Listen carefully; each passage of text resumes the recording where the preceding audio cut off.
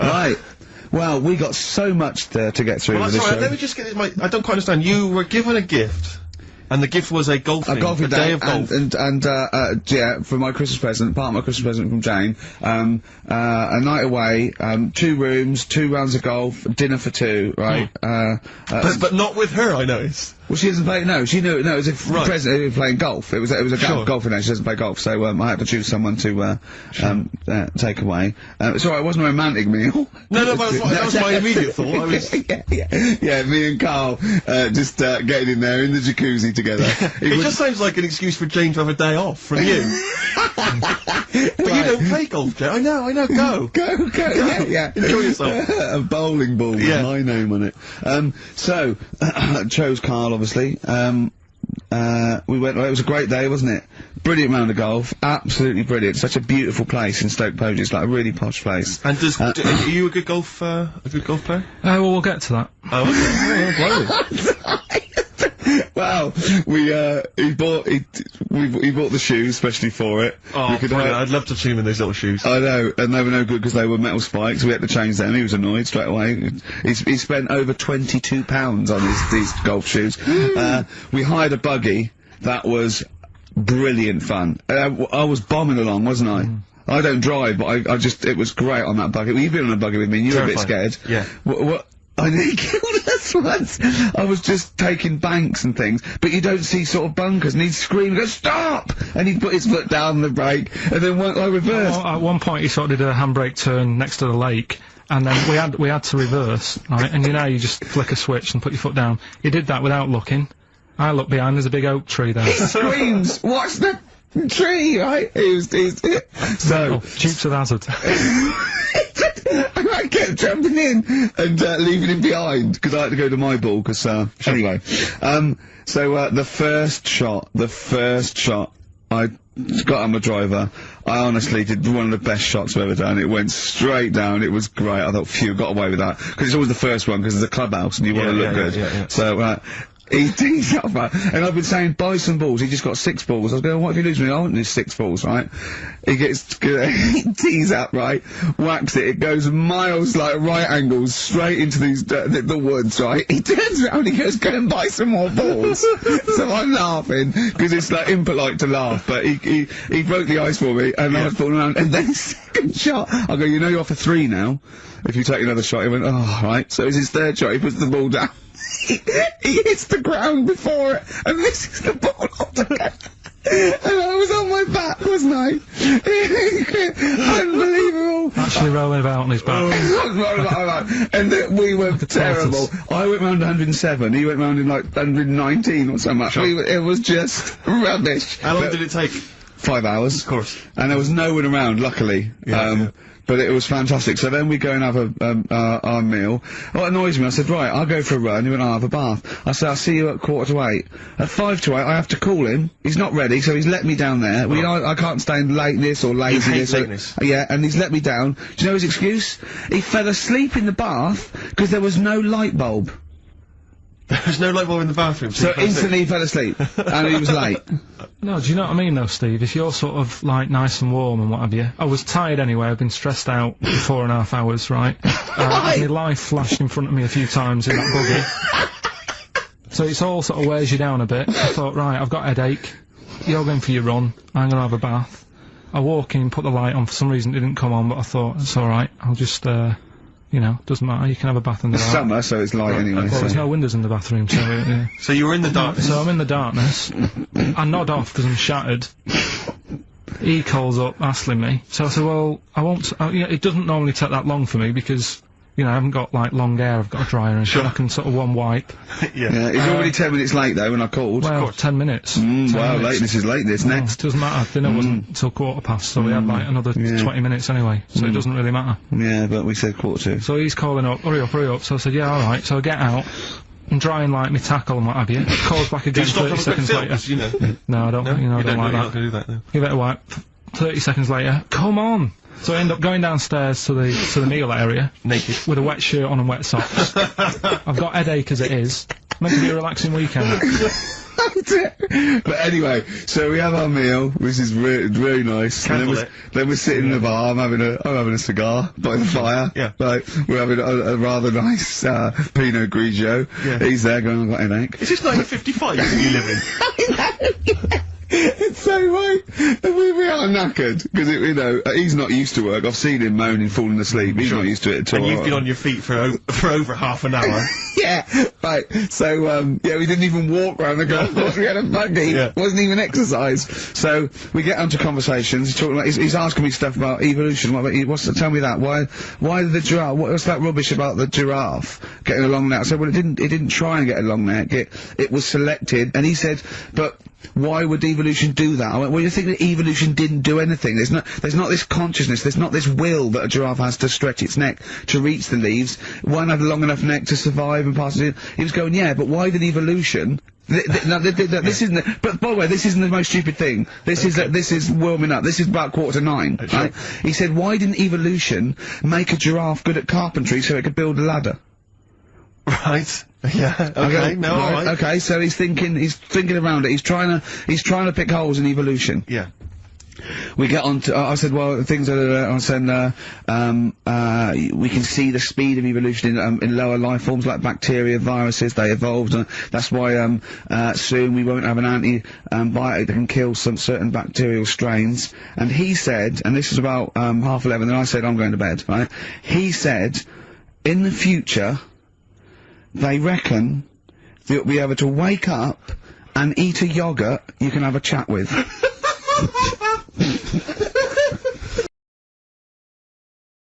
Have I told on the radio before about that time when I just passed my test and I was driving my parents' Volvo estate and we went off driving down some country lanes? Have I mentioned Is this the one with the? Yeah. I've told you, have I? Yeah. Have I told you, Carl? No. Thanks. You were going to tell us a little story about Just a Volvo passed my estate? test. Yeah. My parents had a big Volvo estate, and it's quite a big car don't to show drive. off. My parents didn't have a car. But I know you don't drive cars, Rick, but it's quite a big car to drive if you just passed your test. It's safe though, isn't it? It is very safe, that was the thing. Yeah. And I come from the West Country, obviously. There's quite a lot of windy lanes around there. You're joking, do you? They have cars there. Well, here he comes. Blimey, Carl. Learnt on a tractor, automatic it was. Do you want me to tell it or not? Oh! Don't give up the accent! Oh no, I've got words. Oh, go on. Go on. So I went to this party. You have a go at him being from the north. Not when he's telling an anecdote. He's never told an anecdote. Oh yeah, fair point. Yeah, go on. So I went to a party and I was quite excited because I had the car, I had the motor, and there was a chick heading down to the party that I was like, I had my eye on. And I thought, now I've got a car and going to the party, it's going to be amazing, right? And various friends had said, like, can we get a lift? I thought, yeah, groovy. Yeah, I'll pick up the chick as well, who's a friend of a friend. Yeah. So cruising down to the party in the motor, the Volvo estate, and there's nothing sexier than that. Slipping a little bit of Billy Joel on the stereo or whatever. Something classy. Go changing. Exactly. And maybe it was Billy Ocean. Oh, it was quite a Billy. Maybe it was get out of my dreams, get into my car. Ideally. Yeah. So I get to the party, and inevitably it was one of those house parties where the chick that I had my eye on, she kind of was chatting to other guys, and she wasn't really paying attention to me, and I was sort of Found out to get, was she again? Same old story. Oh, they make me They know laugh. how to tease, don't they, the ladies? Laugh. Who are they kidding? Oh. So I'd follow her like a dog, from room to room. Yeah. And watch her Quite while... literally, sometimes he was barking. Yeah. Go on. And while, just watch her while she talked to other blokes. And then, obviously because I was driving, I wasn't drinking, so I was not really enjoying myself. And then somebody said, should we go and pick up Vera? And I thought, right, okay. And they went, Steve's got a car, let's all leap in there, we'll go pick up Vera. And this girl was like up for it as well, so I thought, brilliant, I'll be back in the car with her, away from all these lads. Yeah. One guy she had her eye on, he came as well, I was a little bit annoyed. Yeah. But anyway, he was in the car, so I'm driving down these country lanes, just driving along, and they're directing me, they're saying, go left here, go right. And then suddenly, we stop, and one of them goes, just drive into that field, this pitch black field, right? And I'm sort of, well, it is my parents' car. Just drive in the field, Steve. I'm thinking, well, I don't want to, not seem like I'm a hard, cool, crazy kind of guy, because the chick's in the car. So drove the car into the field. They all leapt out, started running off into the darkness, shouting, Vera, Vera, Vera, where are you? So I'm just sort of sat there in the car, waiting. Wasn't Vera Lynn, was it? Because she likes to hide in fields. Bizarrely, it wasn't. Right. It was just, I was just left in the car on my own with Billy Ocean, and suddenly, at the darkness, they come back holding a Vietnamese pot-bellied pig. that they had stole from a nearby farm, and they Stolen. knew that the pig was called Vera because someone knew the farmer or something. Anyway, so they got this pig. So now they're going, "I'll put the pig in the back of the car. We'll take it back to the party. It'll be hilarious." I'm thinking, well, I'm not sure I want a pig and all its, piggy crap in the car, right, crammed in there. But they say, yeah. So obviously, I'm thinking again, I don't want to look like I'm, a nerd. I'm terrified of that, Rick, ever happens. Yeah. So, yeah. So you go, hey, bring the pig into the car. Exactly. I'm no nerd. Exactly. Yeah, go on. So now we drive off again. I've got this pig kind of screeching in the back of the car. And, they say, stop again, let's do some cow tipping. And they do that old thing, about the fact, because cows sleep standing up, don't they? So you can push a cow over and stuff. Yeah. So they're having a wild time, hilarious. So this time, now we get to a sort of dead end in the road. And, they say, well, turn around, let's go back to the party. And I'm thinking, fine. Try and do a 3-point turn in this very narrow country lane, right? Get the Volvo estate wedged horizontally across the road. Can't get it out, just can't seem to sort it out. I don't know what, I'm panicking because there's a pig in the car, right? And, local disgruntled farmers, right? People drunk, partying, probably off their head on some kind of weed, Rick. Was it loads of blokes with, pitchforks and flaming torches Exactly. going, burn him. He's playing with our pig. Exactly that. And so that, do you know, I was so terrified that all I could think was they're going to have to send a helicopter to lower a magnet onto the top of the car to lift the car up and put it the right way round. You used to read a lot of comics, didn't you? Yeah. Yeah. So, do you know what I started doing? What? Crying. Did you really? Yeah. Why? So started crying, just very slightly, started getting upset. And the other guy that the girl fancied, he had to get into the driving seat and sort it out for me by slowly edging forward So and that's the backwards. worst bit of the whole story. Yeah, edging slowly back and forwards. He just sorted it out, just slowly worked the car back round, and then we were off. You're just gently weeping. Just gently where weeping in the back. The bloke had just taken the bird that you saw from a distance. Exactly. That was basically your wife in your head by then. Oh, yes. Wasn't it? I can't We were believe it. happily married with a pig for a child. Don't joke, that could happen. I know. The pigs come, if you like. Sorry? What? What did you say? What did you say? What did you say? When you do what, Carl? What? What did you say? No, what did you say? Because I don't want to have to go to the radio authority again. What did you say then? Just remember. We are going out live, Carl. Yeah, remember Tom Binns, right? What did you say? What I'm saying is, why were they shouting Vera? Because pigs don't come to the name, do they?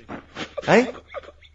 I don't know the ins and outs of pig, have how to lure a pig into your trap. Can I just tell you some very, very interesting things about pigs? Please do.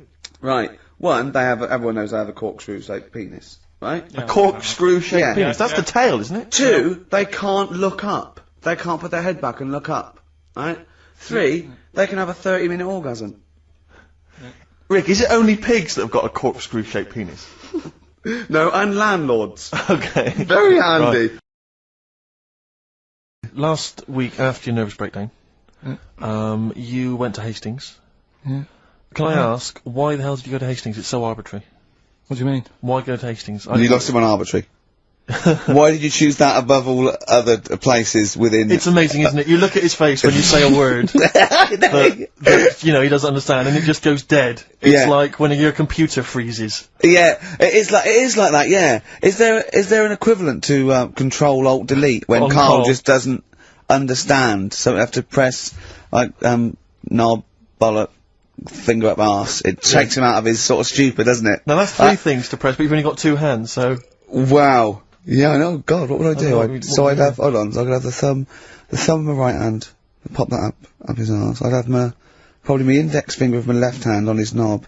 How would I press his testicles? What would I use? I'd have to use some other part. Shall we try it? Yeah, let's go around there. Messing about. Oh, come on. What? Sit down. I think it's time you had a little kiss. down. Sit down. You're so welcome. I've already had a little, What happened, Carl? He loves it. I'm just going to give you a little kiss. Just for the webcam. Right, hurry up then. Alright, on the lips. No, not on the... Come on. Oh, God. I love it because he hates it so much. You won't get that radio on. Rick, can I just kiss and make up with Carl? No, that is... No, let me just kiss my kiss. Yeah, but it doesn't next week it'll be the same again. It doesn't mean anything. It's like saying sorry. Oh, on the lips. Go on, he's... Get off I've never... Carl has gone a absolute shade of purple, straining not to have merchants... There's no point, Steve. No. There's no point. No, just shake. Just shake and make up. Shake what, Rick? There you go. All friends, sit down. That's lovely. That's a lovely moment. So, can we finish there now? Yeah. Yeah, What do you mean? absolutely. What do you mean? Can we finish there now? Just play the ads and go. What? No, what are you talking about? We're going to play Jamie Jamie Mickey Mickey River. Sing it all day. Play that then. Goodness me, Carl, look at you. We haven't got time. Merry Christmas, Carl. Merry Yeah, Christmas, yeah, Carl. Enjoy the Let's champagne. give him a little kiss. Oh, little kiss. Oh, no, I with tongues, it's Christmas.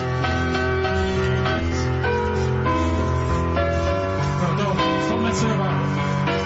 Get out! Oh, yeah. Also, did you see, Liquid News last night? No. What is Liquid News? I don't really watch It's the Liquid thing News. on, Choice, right? And it's, sort of celebrity news, yeah? And, Julian Clary, was on, and, they were talking about the Sony Awards the night before, which we went to, and they said, something like, a relatively unknown had won the entertainment award that we were up for, and Christian, and Chris Moyles, and Jonathan Ross, said, beating off bigger people. Not he was beating off bigger people. They weren't suggesting he was... Was Julian Clary beaten off at the night again? Yeah. And it said, so, the people who didn't win resorted to silliness. And it cut, right? I don't know where the camera was. It must have been miles away, because it wasn't us. Cut to me making a little hat for you out of a Budweiser box, a little dark thing, and then forcing it on your head, and you sort of struggling. Do you remember that? I do remember it. Yeah. So They were... they're always Well, they watching. were filming us? They were filming it, yeah. Scary. So, yeah. That's really scary, because some of the things we were doing... Because I was tying scarves round your head, wasn't I? We were touching Carl in an intimate way. We were gaying him up. Gaying him weren't we, up, to make quite him a lot. feel all uncomfortable and everything. Because he doesn't like that sort of thing, do you? Can't stand it. We're going to be giving you a cuddle about 5 to 3, seriously. We are going to... On the way out. And I've got roaming hands. Yeah. Do you know them girls who came up from the radio academy and sort of said, "Oh, so you're Carl then?" Right, Yeah. yeah. A couple of fans went up to Carl. Just on the way out, I said to him again. I said, "Look, I'm not gay," because they were convinced I was. That's because if you remember a couple of weeks ago, we teased Carl that he had to go as Steve's partner, to the BAFTAs, and they really meant partners. You know, after the show, when he was walking home, he was going to go buy his suit, I actually said, they will ask you. He went, well, what if they say, and as we walk in, Steve Merchant and his boyfriend Carl, I went, well, they won't say that as you walk in, they might overdub it on the television, so he was going, well, what about my mates in Manchester? And he said, I'm not going. The risk of someone in Manchester thinking that he was going out with you, mind you, it was probably Alright, going, calm wow, down, if he was Rick, gonna I see where you're going with if that. you were gonna be gay, you wouldn't choose Steve, would you? No. Who would you choose if you were gay? If you could go out with any bloke, who would Who it would be? it be? That's a good one. Yeah. That's a good one. He's thought about it before. Go on. No, No, of course not. No, who would it be? Who, if, you know, if you were gay, what bloke would you go out with? God, probably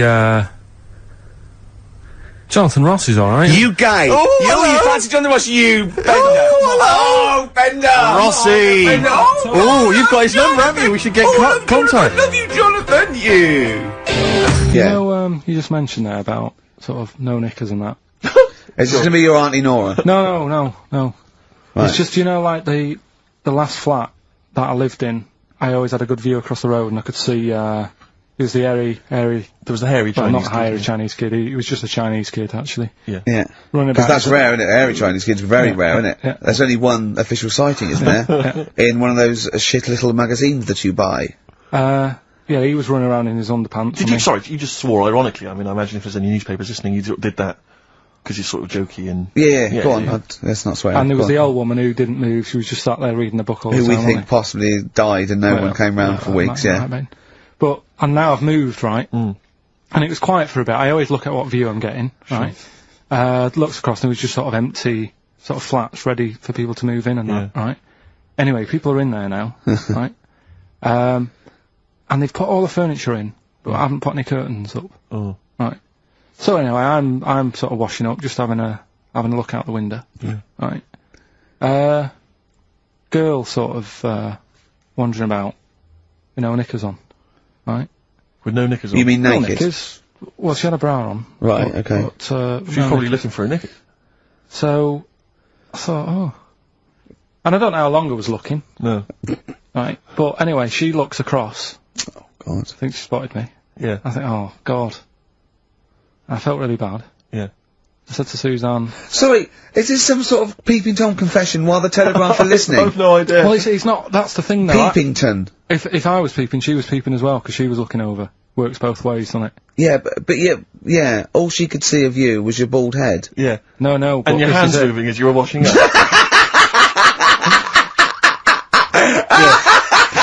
And some white-looking substance rotting up. Particularly stubborn stain on this glass. Yeah. Oh, God.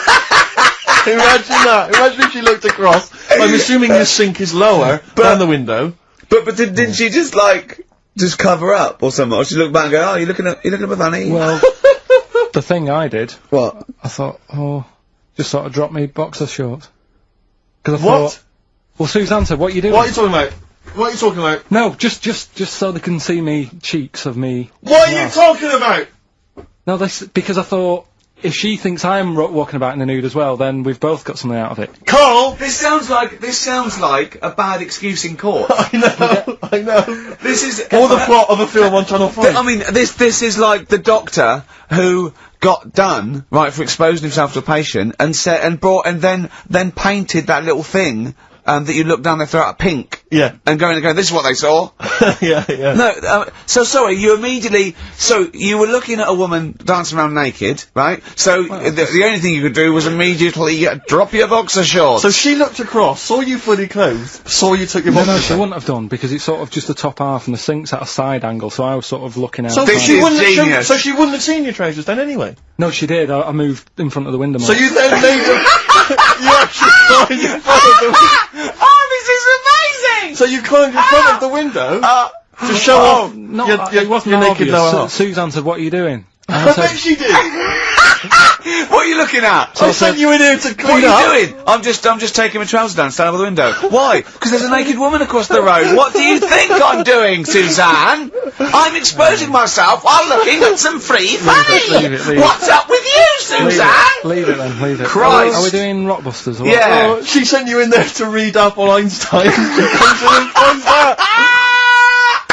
Oh, brilliant! Anyway. Wait a minute, can I just get a final question? What did the woman across the way? What happened? What was her I reaction? didn't look again. I just thought you've seen a bit of action as well. We're both happy. Let's leave it. Brilliant. So were you waddling around like a penguin with your trousers around your ankle? I just was walking about, and Suzanne said, "What are you doing?" I said, "I'll explain to you in a bit, but don't look out the window because then it's Excellent. obvious." Then he sees, she calls her husband to look at Carl walking around naked. He goes, oh, she's got quick, Suzanne, get him out. There's only one with you. Get some more friends. They've gone one more. Anyway, Brilliant. Right, play a record and So- come back to Rockbusters. And Monkey News. We haven't got enough time. Do Rockbusters. Oh, God almighty. Probably a couple of listeners Carl, what were you saying before we cut you off? yeah, it's just that you know you had the girls in and that, and it reminded me. I was talking to Steve in a week. Yeah. I think it's when people were talking about going to Stringfellas and that. Yeah. I was talking about seeing naked people. No, yes, I asked him, I said, when he used to watch, say, he accidentally flicked on the BBC Two and some ballet was on, would his eye ever been drawn to maybe the gentleman's lower regions rather than the ladies'? The gentleman's package. Yeah, would your eyes ever be accidentally drawn to that and you couldn't resist it? And Did you said yes. Yeah, because right. Oh, I don't dear. think I'm Oh, dear. Well, go on, I mean, fair enough. no right. I'm always looking at the beautiful ladies, but fair enough. Yeah, No, go on. but right. Have you ever looked at Wayne Sleep's testicles? I went out. Have you ever looked at Wayne Sleep's penis and testicles? I went out on a night out, right? And it was some. It got to some point in the night where two women and two fellas got on the stage, Right. right? Started stripping off. Yes. Just what, members of the audience?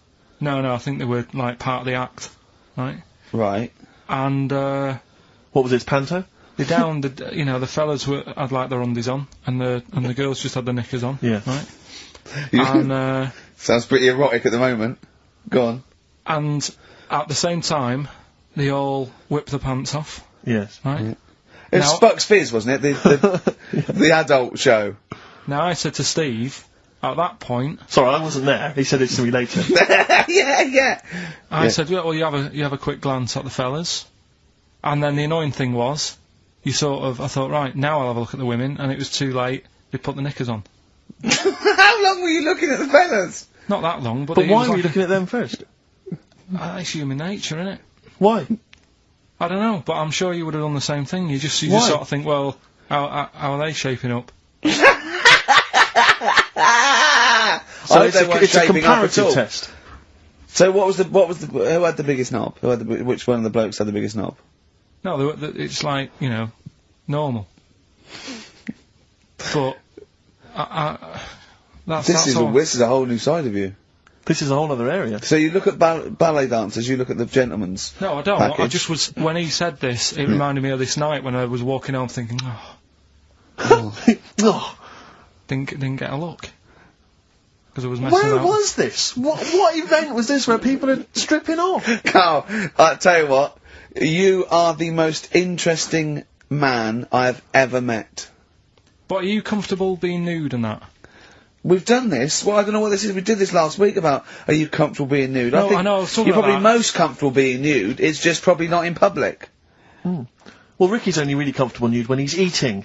yeah, there's nothing to get, you know. Yeah, you can just wipe spilt yourself on it. down. Yeah, you just sit in the bath, yeah. No, but I talked about that, and then when I went home, I was talking to Suzanne about it, and she said, "What's all that about? You don't like being nude, right?" And I said, well, "It's not." It's like I'm part of an Alan Bennett play.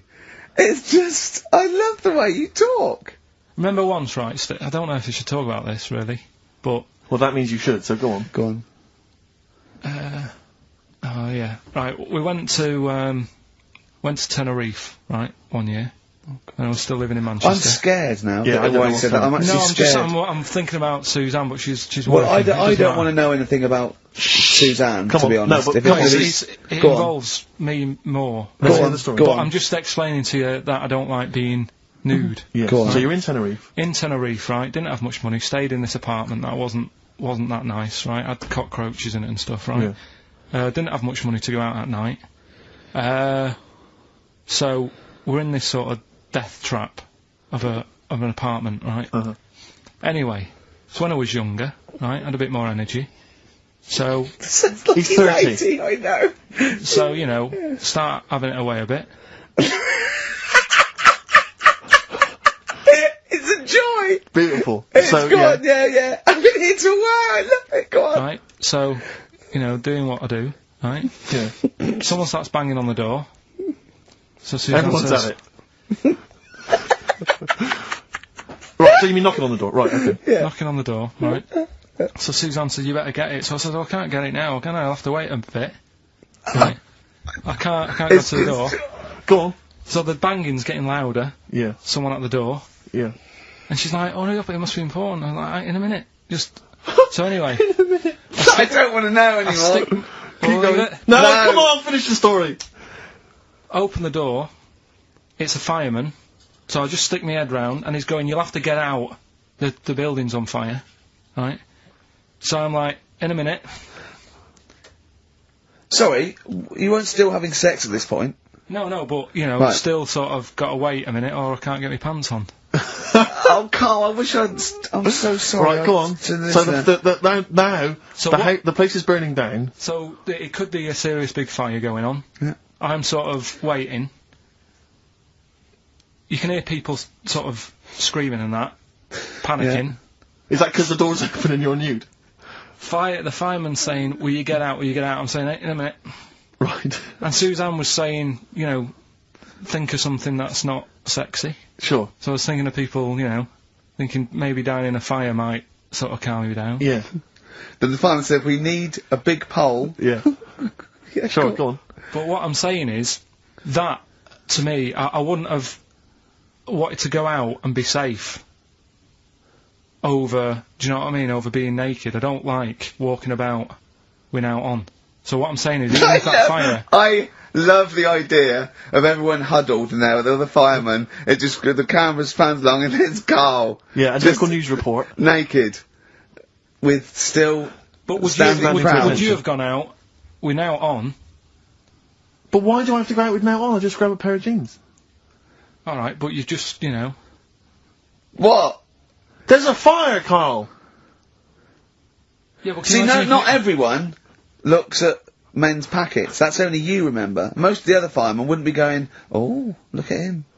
But He's what I'm pleased- interested in is he's how pleased long... to see us. Carl, how long did it take? And did the thought of dying in a fire help? After a bit, but the fireman sort of had a go at me. Sure. What do you mean? Well, he wasn't happy that I was dawdling. Well, to be fair, But what can you do? Answers on a postcard. To the usual address, XFM, care of Leicester Square. Well, let's just get these right. Let's play a record, let's have Rockbusters and Monkey News. We don't have time for afterwards. monkey news. We'll squeeze them in. Wow. It's a god-awful small affair.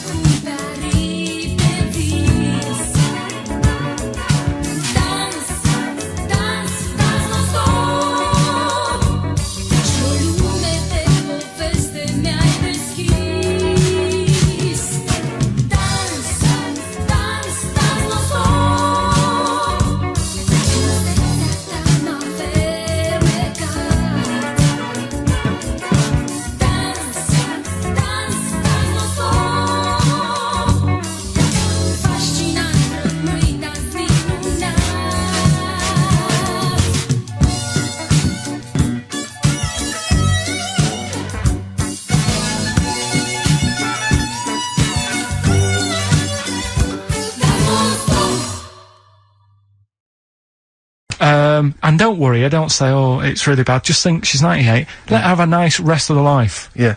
But instead, she was there, and the annoying thing was, and they do this with a lot of people in hospital, they pump you with drugs, try to sort it out. They don't, you know, there's probably a bit of guesswork going on. Maybe. A little bit. Not as much as you, but go on. Right? And because of that, they sort of break wind a lot. So I'm sat there with my dad talking. Whoa, drugs do that, Steve. I'm sure if there's a doctor listening or a nurse, they will clarify that if they pump you with all sorts of stuff, it wants to come out. Right. So you're sat there having a serious chat. It's a quiet hospital. The woman next door with the blue hands suddenly starts seeping gas, right? I start laughing. Because if there's one thing that makes you laugh, it's that, It's a 98-year-old woman with blue hands farting. So you try to hold it in because it's a really quiet hospital, and it'd be obvious that that I was laughing at, and I didn't want to be mean, but it was funny. And then it got me talking about my auntie, because my auntie Nora, she same thing, pumped her with loads of drugs. She used to have a cabinet next to the bed is like Boots. She's got loads of stuff, right, for all sorts of stuff. And I mean, she's not that old, but she's on loads of stuff, right? She's a bit coked up, is she? She called up my mum once. And, yeah, you told us this. Go on, tell it again. And she said, "Oh, how are you doing?" And that. She's all right. Bit worried though. My mum said, "Why? What's up?" She said, "I've been breaking wind." So she goes, "Well, you know." She says, "No, but this one is going on and on and on." And she was like, she was like, what do you say? What's like passing wind, farting for 5 minutes. one thing, not like, you know, trumping and then nothing. Yeah. Continuous Drone of a fart. Yeah. I don't think she had. How big was she? She must be the size of a barn. No, she's not that big. She's, you know, she's good for her age. No, Quite but I slim mean, quite slim. No, It's but just- fighting for 5 minutes. Where's all the gas? Was she circular breathing? Was she sucking it in with her mouth?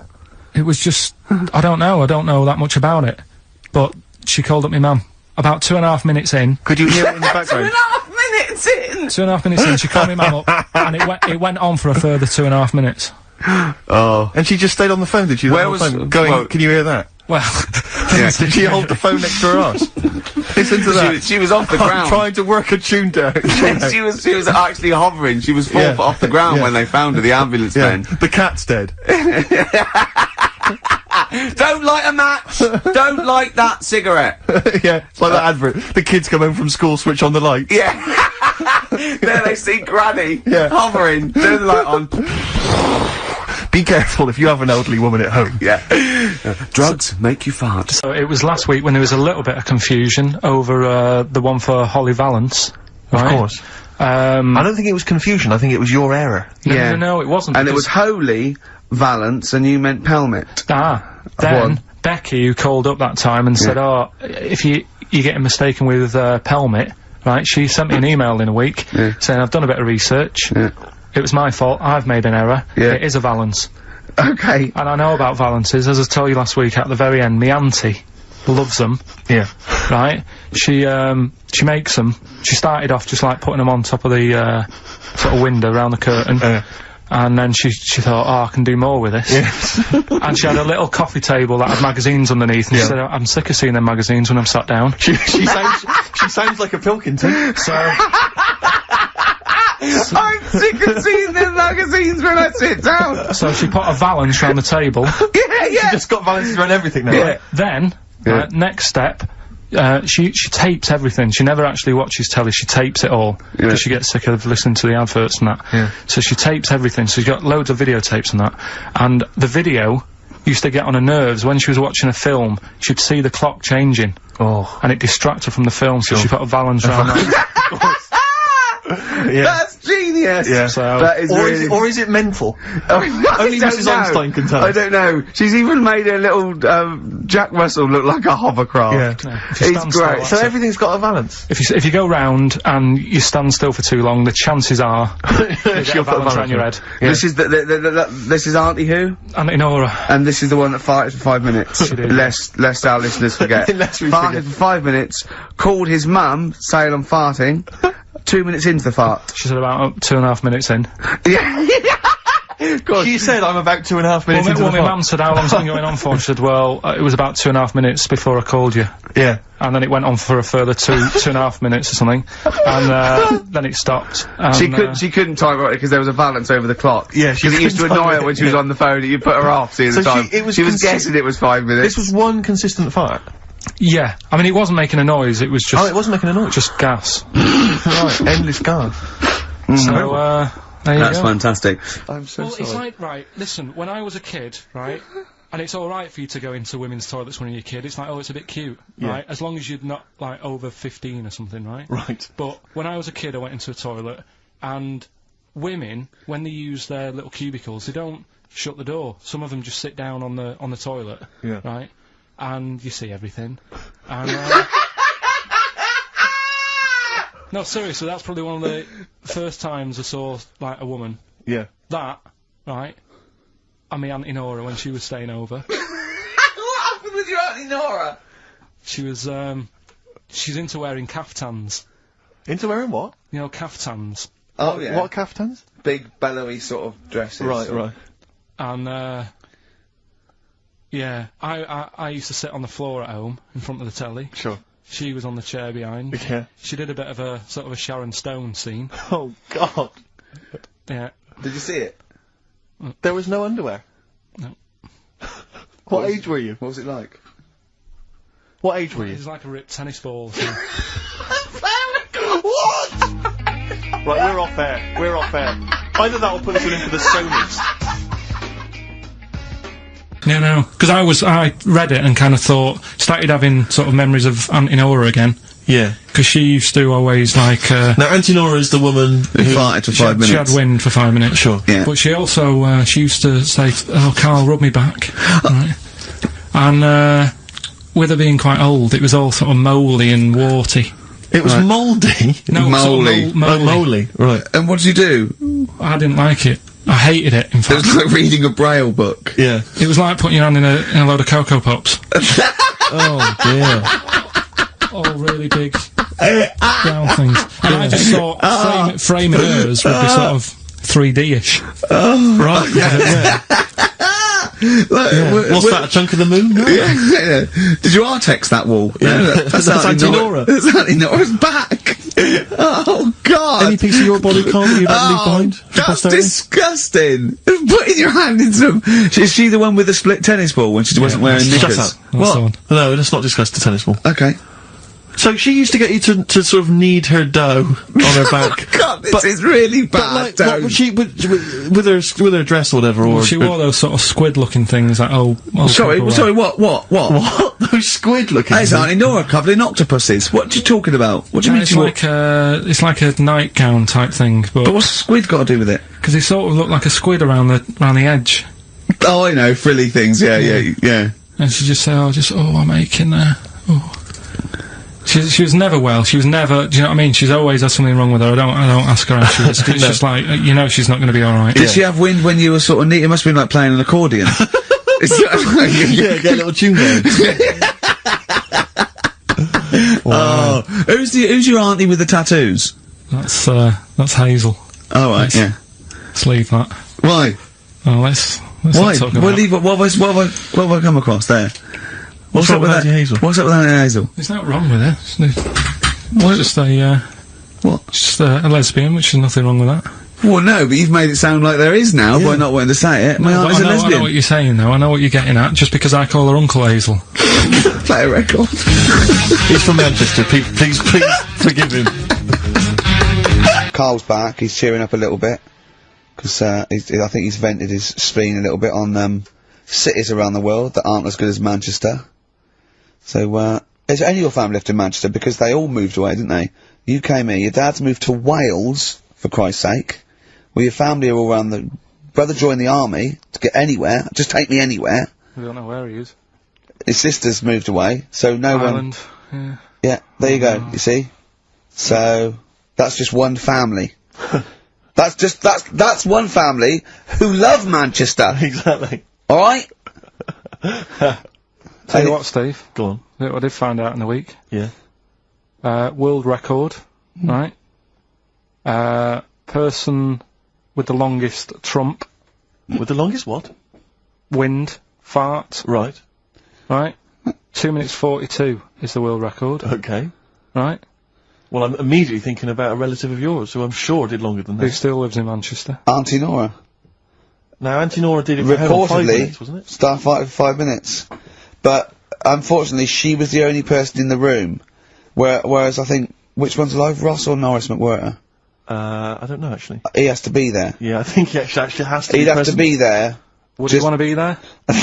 Well, he'd have sort of equipment, and looking at his watch, going, finish, he goes, yeah, he goes, well that was 4 minutes, Did she go from like a size 10 to a size 6? Did she show some old dresses? Like a hovercraft. Exactly. In a big dress. Yeah, just slightly off. Yeah. So, it has to be invigilated. But again, how was the Guinness Book of World Records one invigilated? I mean, who was supervising that? Who was He said, monitoring that? I can fart for 2 minutes. They went, well, we've got to see this. Went round. And, he just probably let it rip. It's probably circular breathing. He's probably sort of sucking in air and swallowing it as he's going. And it's a continuous one, isn't it? It's not like... Yeah. I mean, that's how Nora's happened. Me Auntie Nora. She had a little bit of wind. It went on for like 2.5 minutes. Sure. That's when she called me mum. As it was still going on. And said, there's something not right here. I'm leaking. She said, oh, can you send your dad round? My dad. Yeah. Sent to me mum. With a cork. And, with a lighter. Yeah. I think this would be the best one I want to show the kids something. He said, I'll be there in a bit, get the windows open. But what it was down to, because I was talking to my mum and dad about it. Is she the one with the split tennis ball? Yeah. Can we not talk about that again? I was talking to my mum and dad about it, saying, why do you think it happened and that? And it's because she never chucks food away, right? And she'll sort of mash it all up. And she's got all these ice cream tubs in the fridge that are just full Cabbage of, water. Old, mashed up food. Really? And she prepares everything. Right, she doesn't work, she's retired now, she's got nothing to do all day, but everything's got to be ready Still for calls her. in sick. Do you know what I mean? Everything's got to be done. Even though, if you're going round to her house, and you're going there for tea, it's like, what time are you coming? And it's like, well, I don't know, maybe 5, maybe 6. Yeah, you're late, because you're late when you have to meet us at 5 or 6. Do you know what I mean? That's what... So, when you say she mashes up food, she literally takes the remnants of a dinner, could be sort of some... Anything. And just smashes it all up into a... Yeah. And then what does she do with it? Put it in the fridge, and she's got in the fridge, it's like January, February, March, she's got all these ice cream boxes that are just full of... But she doesn't... She reheats it and eats it. Oh, then she, puts it in a pan. She was just keeping it as a souvenir of each meal she'd had. No, put it in a pan, warm it up. Oh, that's what it is, it's just... A lot of vegetation, is it? Yeah. Why has it only happened once, or does she save it up once a year, just let it go? I don't know. Well, she is mad, she's... Yeah, she sounds potty. She doesn't answer the phone anymore in case there's a burglar. Checking if she's in. It's like, we'll answer it and then they'll know you are in and they won't come round. Yeah. Mental. Well, Mental. they can't be sure then, can they? What do you mean? Well, if there's no, okay, well, maybe it's someone just, they are in, but they're hiding, whereas if Auntie Nora goes, it's Auntie Nora, we can she'll be farting. We can sneak in when she does a loud one. Because we'll be aware to tell you, what's stopping it? It's got a valance round it, it's got caught on the cat. Alright? Carl's had a bad week. I'm gonna say it straight away. He tries to rule out stress in his life. Yeah. But he's had a bit too much stress this week, haven't you? One, a phone call from his mum, stressed him a little bit. Right. Something he said in a magazine about his auntie. Okay. Came back to haunt him. Auntie Nora? Auntie Nora, yeah. Don't name her. Oh, She no, knows don't who name she her. is. No. Okay, we won't name her, right? We'll just say it's the one who farted for 5 minutes and as, he saw a skirt when he was young and found it like a split tennis So ball. it could be any of me aunties. So other stressful things. But so anyway, what's the Auntie Nora thing? Sorry, Auntie X. Auntie X. What did she, Yeah. why is she upset? Well, he mentioned her in Zoo. He did this thing for Zoo magazine, and he mentioned about when he looked up her dress, she had a... Yeah, by accident, remember? I'm not suggesting you were going around looking up your elderly relatives' dresses in case they weren't wearing... For people who've not heard Karl talk about this in the past, Yeah. just explain quickly again what we're talking about. Right. He didn't want to talk about it at all. When I was a kid, right, Auntie Nora used to come round, me auntie used to come round, As if there's any ambiguity now. Yeah. me auntie used to come round and that, and stay, right, and I'm sat on the floor watching the telly, right, she's sat on the sofa with a caftan on, I turn round, right, and it was there, Just looking back looking at me, right, and we've mentioned this, and Ricky sort of said, what did it look like? And, you know, a split tennis ball came to mind. That's what we talked about, right? So anyway, Zoo magazine, when they did the interview... And she's the one that used to put a valance on everything, isn't it? Well, not everything, obviously. So anyway, so I've done this... So you did an interview in Zoo. Yeah, and like they said, you know, again, it was like, you know, do you plan stuff and do you worry about stuff when, after you've done the show, you're worried you've upset anyone? And, you know, I was saying, really, I forget people are listening. And, you know, we're just having a chat with mates and that. I said, but now and again, I do worry, when I'm on my way home from the show and that, and I'm thinking about what we've talked about. And I was saying, you know, the Auntie Nora incident. Yeah. Incident! Like Watergate! Yeah. And, anyway, so this was in there, right? And I was saying in the magazine, you know, but I think I got away with it. She doesn't listen to the show, but, you know, and I don't think she reads Zoo magazine, so... She's more of a nuts woman. Sure, yeah. So, anyway, so my mum calls up the other week, right? And she goes, wish you wouldn't, you know, talk about Auntie Nora and that. And, I was like, oh, so how do you know about that? She goes, well, one of your cousins have called us up and said they've read the article about it. So yeah, that's why we don't want to talk about it, really. So he stitched you up. So do you know what Auntie X is made of this? Do you know if she was upset or not? Well, she doesn't know about it. Because, I mean, maybe she's always thought it looked like a split tennis ball. Maybe you're just in sync, you know, because you're relatives and stuff. Maybe she knew instantly. Even if you hadn't named her, she'd have thought, hang on, I farted for 5 minutes once. Yeah, that's not gonna be ambiguous, could well is it? be me. If you is like someone who farted for 5 minutes and's got found like a split tennis ball, you're gonna go, I wonder if he means me. Yeah. You're gonna remember Or that. Auntie Jackie. It could be Auntie Jackie. Oh, God. Oh, chimpanzee, that is raining down again. Yeah, this is where we read extracts from Kyle's diary. We've had to wrestle it from him. He's never happy, but, you know, that's the way it goes when you're doing, a show as popular as this. And I'm going straight now to this entry. My mam phoned and said that my Auntie Nora, classic Auntie Nora, wanted me to look on the internet to find out what the weather would be like in Spain at the end of November. I don't know where she gets her money from. 2 months ago, she was asking me dad how much it would be to get her back garden astroturfed, because she's sick and tired of the grass getting out of What does she want to do? Start a football team? What does she want a back garden astroturf? She likes the sort of green look, but she doesn't like the headache that comes with it, so she's just looking into getting that false grass put in there. Brilliant. Don't know how much it is. They always say when you get someone a present, you should buy them something they wouldn't buy themselves. Daft rule. I want something I would buy myself if I had the money. When I was young, me Auntie Nora got me a present I wouldn't buy myself. It was a t-shirt with her face on.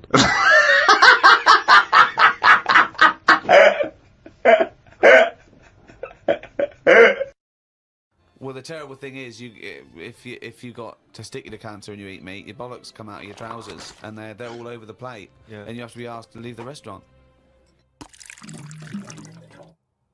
Oh, chimpanzee, that is only gonna bring it down a little. That's the jingle for Karl's diary, excerpts of which we read each week. Get straight into it. A band from the Conga have won the Best Newcomers in a Radio 3 competition. They use pots and pans for instruments. It says that the Conga is a poor, sad place. So why do people do that happy dance at the end of parties called the Conga? Right, one is the Congo. There's no place called the Conga. They come from a place called the Congo. Conga! Fucking hell, you're such a... Met Suzanne at Euston Station. I said I would sort out the tea tonight, so I called the curry house. The fella couldn't understand me. I asked for 2 poppadoms. He kept saying, how many? I kept saying 2. He still couldn't understand. I said 1 more than 1. He understood. When we picked up the food and took it home, there were 5 poppadoms in the bag. Oh, God! Oh, God. There is a restaurant somewhere that sells knobs to eat. No, there's not.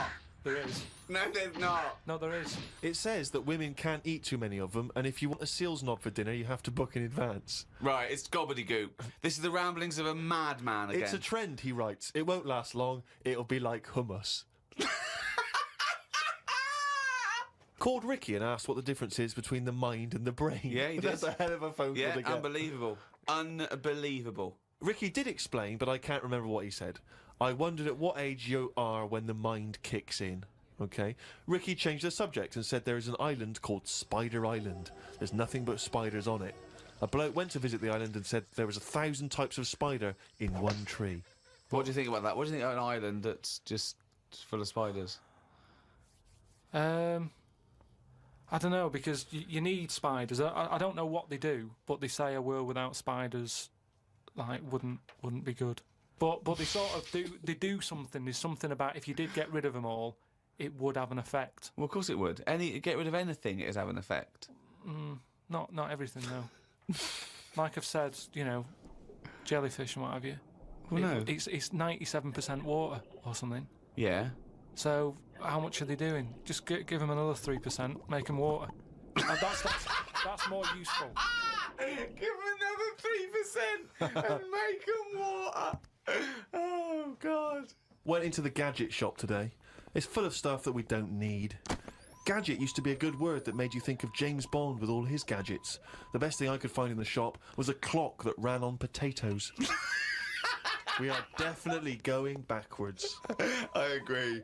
Well, who cares about that? A little electrical impulse, so what? Had a night out with old schoolmate. Found out about more of the other lads I went to school with. One is living underground. What do you mean living underground? Not like a mole. Do you mean he's got a basement, or do you mean he digs a hole every night? My mate went to visit him and he said it had been raining really heavily and that, and it's all the rain's running in. What do you mean he went to visit him? He went down here? What's that? That's an hole in the ground. Yeah, come in. He just said, oh, come round to us, and he's living underground. What do you mean he's living underground? He's happy down there. He said it was really muddy and what have you. He said he won't be going back to visit him. I believe this, though. I believe someone he went to school with now lives in a hole. That doesn't shock me. You spent far too long with him, if that, now you're just happy to accept. I totally accept that. I'd be surprised if I walked round where he lived that there weren't more people living in holes. His dad wanted to throw his budgie on the fire. True. His budgie died, his dad said, let's throw it on the fire. I mean, his mum, what did your mum do? She just was worried about the other bird that was left, so she made it a bit of company by getting a rock, getting a feather off the dead budgie, sticking it on the rock, putting it in the cage. So, a man living in a hole is not that bizarre. Right, carry on. Watched a film about Hitler. Didn't watch all of it as it was subtitled. Can't be doing with that. Ask Suzanne if cinemas are full of deaf people when they're showing subtitled films. She said, shh, I'm trying to watch it. I say, what do you mean, shh? It's subtitled, I can make as much noise as I want. Yeah. She's a lucky, lucky woman. You must be a joy to watch a subtitled film. I mean, the concentration is up there already. It's not as easy as when you're hearing it, because you read things, but it's possible. If you had a buffoon going, I'm just going to sit here and make as much noise as I want, what's the point of that? Yeah. Do that in a cinema. Just walk into a subtitled film and go, right, everybody, let's all do the Congo. We're having our bathroom done. The bathroom man was round at 9 this morning. We weren't allowed to use the shower because it all had to be bone dry before we could use his waterproof filler. Not that waterproof then. Went for a brew with Ricky. We talked about monkeys and how they are closer to humans than they are to apes, and how bees will drink cider to get off their heads. Now and again there is a bee that lets the drinking get in the way of the work, and other bees sting it to death. Blimey.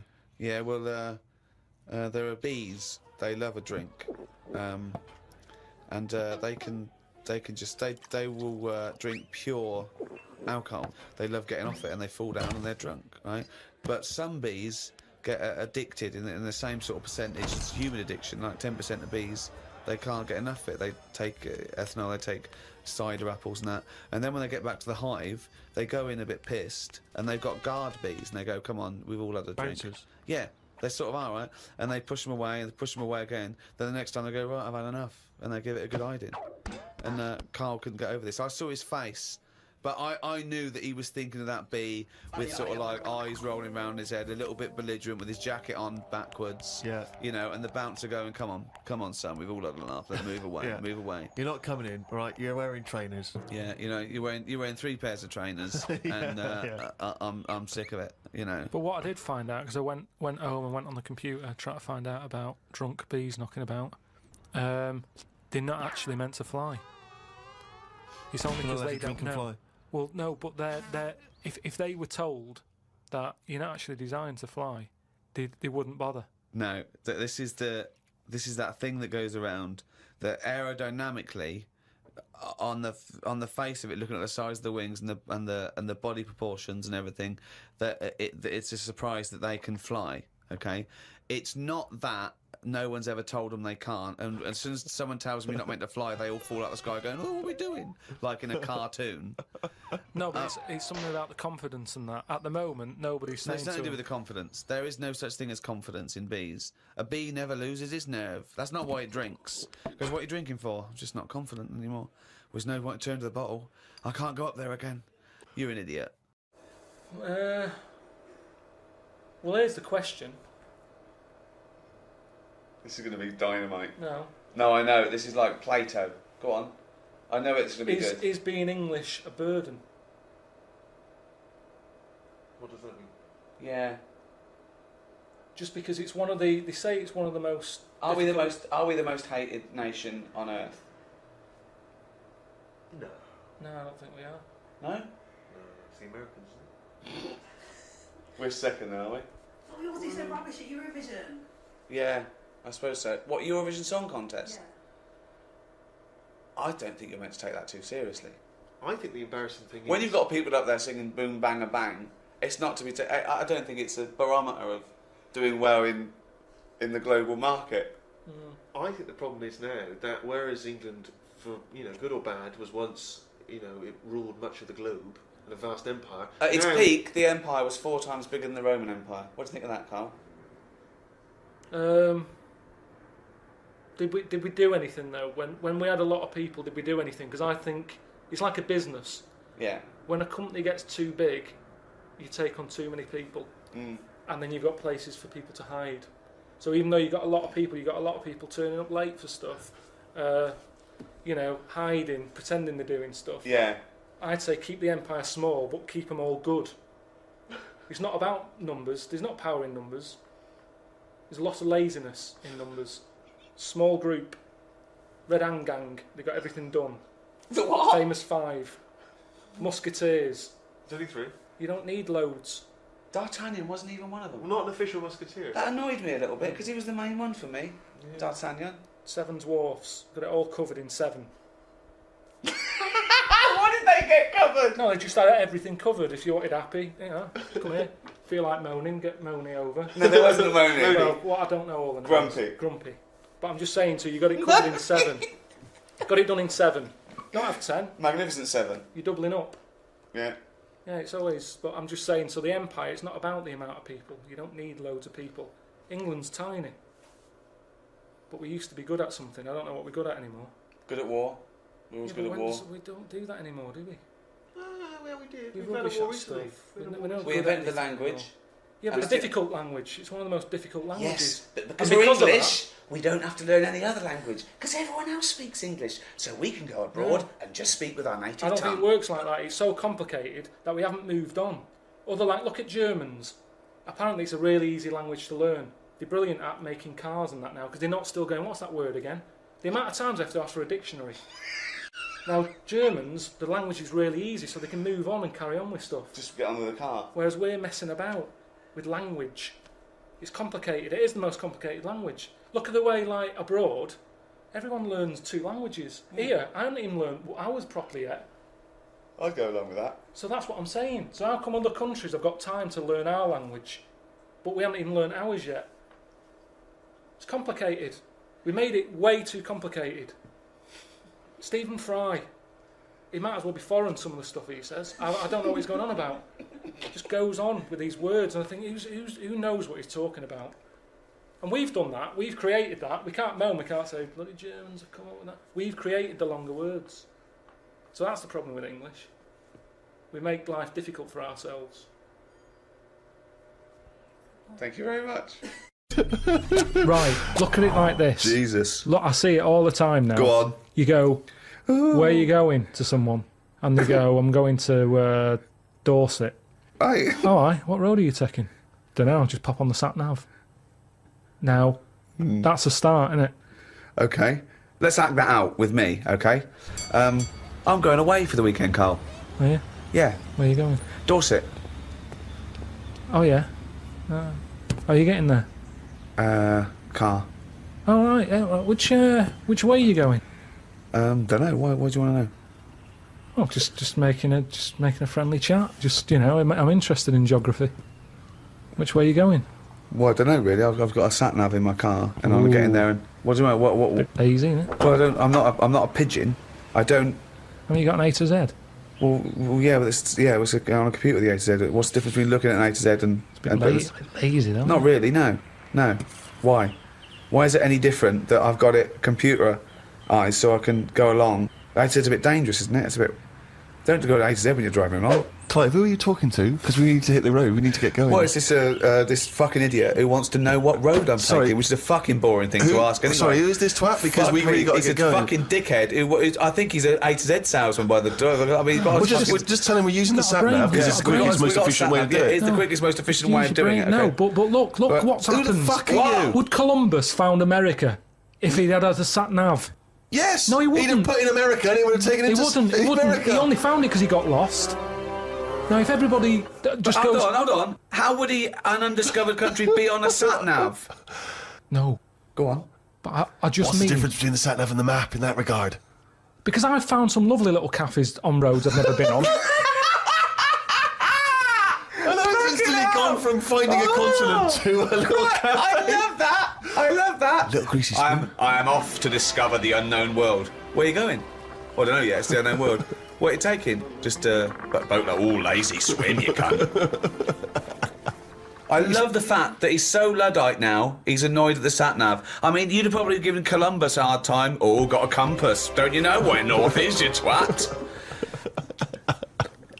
I just think there's something in being lost. I never feel lost. I just think, oh, I've had a diversion. Because you find new things. I'm forever going Meanwhile, down... Suzanne's asking the French peasant where the... Just think, you know, Columbus... All right, what's the most interesting thing you found when lost? Like I say, they normally... I found a shop that was like a fancy dress shop. Amazing. Do you need fancy dress stuff? Dressed You up never as go Columbus, out. went and bought a sat-nav, went to Dorset for the weekend. You never go out. Why do you need a fancy dress shop? That sounds like the sort of one thing you would hate is fancy dress. Yeah, but I like looking at the... they have like a space helmet in there. Right, so you found a fancy dress shop. Where are you supposed to be going that you had time to get sidetracked and go in a... I think I was going to a meeting. Amazing, that's the last time want to get lost. Yeah, you don't want to get lost, do No, because I you? always give myself loads of time because I get lost a lot. I always give myself. Get a sat-nav. You know, I'm just saying that's how you find little treats along the way. And next time you pass it, or next time someone says, "Do you know where the fancy dress shop is?" You go, "Yeah, I do." You have no idea because I was lost. I didn't know where it was. No, normally I Oh, learn. I'm not going to tell you, lazy cunt. Have you got an A to Z? Oh, that's harsh. Yeah, find it yourself, you lazy twat. Yeah, don't worry then. Good. Your camera's on you as well? Yes, it's not rolling though. No, it's not. So Okay. that's a bonus. Why not? So your answer's not here? They will be featured or not? You'll be able to hear them but not see me. Okay, alright, fine. Nobody needs to see this. Sorry, Kate, do you mind sitting? No, that's all right. No, it's all right. Thank you. Is this all right? Good. Right, yeah, we're running. I'm happy we're rolling. So, Karl, against all odds and despite a fair few of your efforts, you are now a much-loved TV presenter, hugely popular. Millions of people love you. How are you coping with the fame element? There isn't. I don't know what it is. I mean, nothing's changed here. You know, apart from car insurance going up, and just being able to get a bargain in a shop. If you want to knock the price down, you can't do that once you're sort of known. People go, "You made of money." I'm not. You can use this. That's the exclusives for you. I'm not made of money. Doing all right. I'm not moaning. I know people are having it tough. You are moaning. You're moaning all the time. I'm not you never moaning. stop moaning. That's what you do. You only moan. That's your job. That's why this show's so good. Well, you say you can't get a bargain. How much were those trainers? Only 45 pence. 45 pence. In Right, Africa. In Africa. That's what he gave. But look That's how what far he he had gave to to go. someone who was selling some trainers in Africa. Could have given them 50p. He was over the moon with that. Ricky and Steve, you knew him before he was famous. Has his head, while remaining obviously perfectly spherical, got any larger? No, not at all. No, he's got. I suppose he's got slightly more militant in his old age, but that's funny because now we're coming up with things so extreme, so dangerous, so ridiculous, so annoying, but he won't back down because he doesn't want to give me the satisfaction of failing. So this second series is incredible. I mean, he's doing things that I never thought he'd ever do, or we'd get him to do, but he does them, and yeah, it's quite remarkable. Like you were saying earlier, if we put some weird food down in front of you, you just eat it defiantly now because you don't want to give us. Yeah, Yeah. not a problem. Nothing matters. He shows that people worry about the silliest things in the world. That's what's changed. I can eat anything. Which can is eat weird. anything? Yeah, I can eat anything. So if it does all go tits up and I don't do a third series and I spend all my money, I know I'll survive. Because now, if I'm homeless, anything that's crawling about, I'll have it. Could you eat a knob at night now? I wish I never said that. Honestly, it's the one thing I ate. What was it that David Baddiel said that time? When you were saying we were having dinner and Carl was round and David Baddiel was round and Carl was going up there, nothing. He's just on the radio, said nothing. And David Baddiel went, no, you did that song, Knob at Night.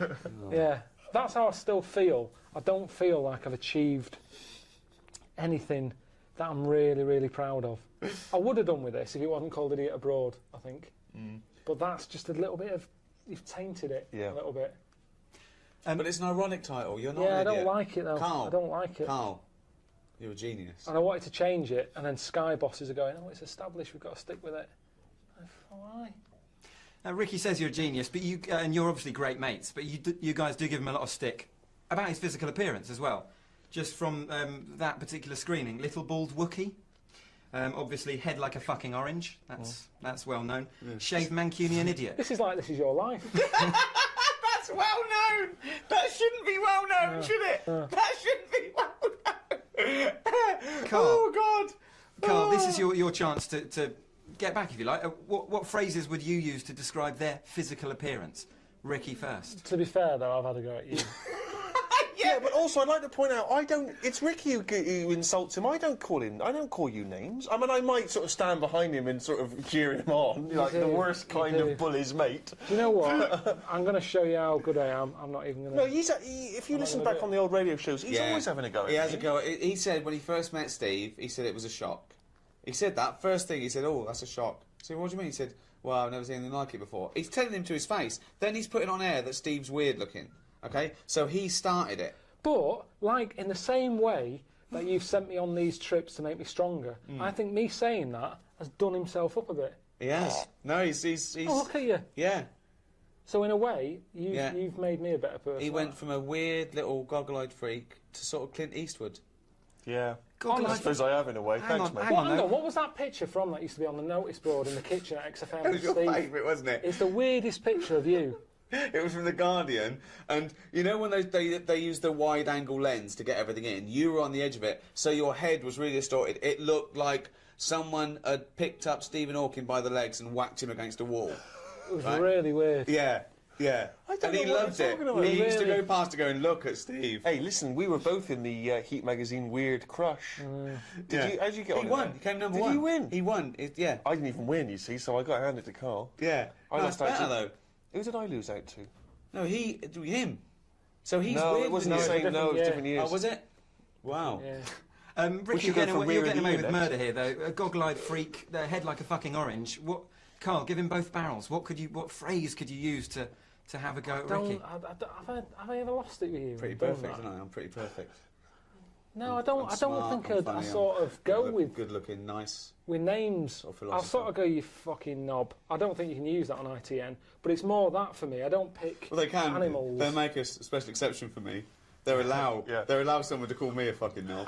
It's the only thing they said. Can you It's remember? actually handed down on parchment. Thou shalt not say fucking knob Not censor. unless it's against Ricky Gervais, the fucking knob. When have I lost it with you and sort of got annoyed and called you something? You haven't. You wanted me to call off the poster campaign.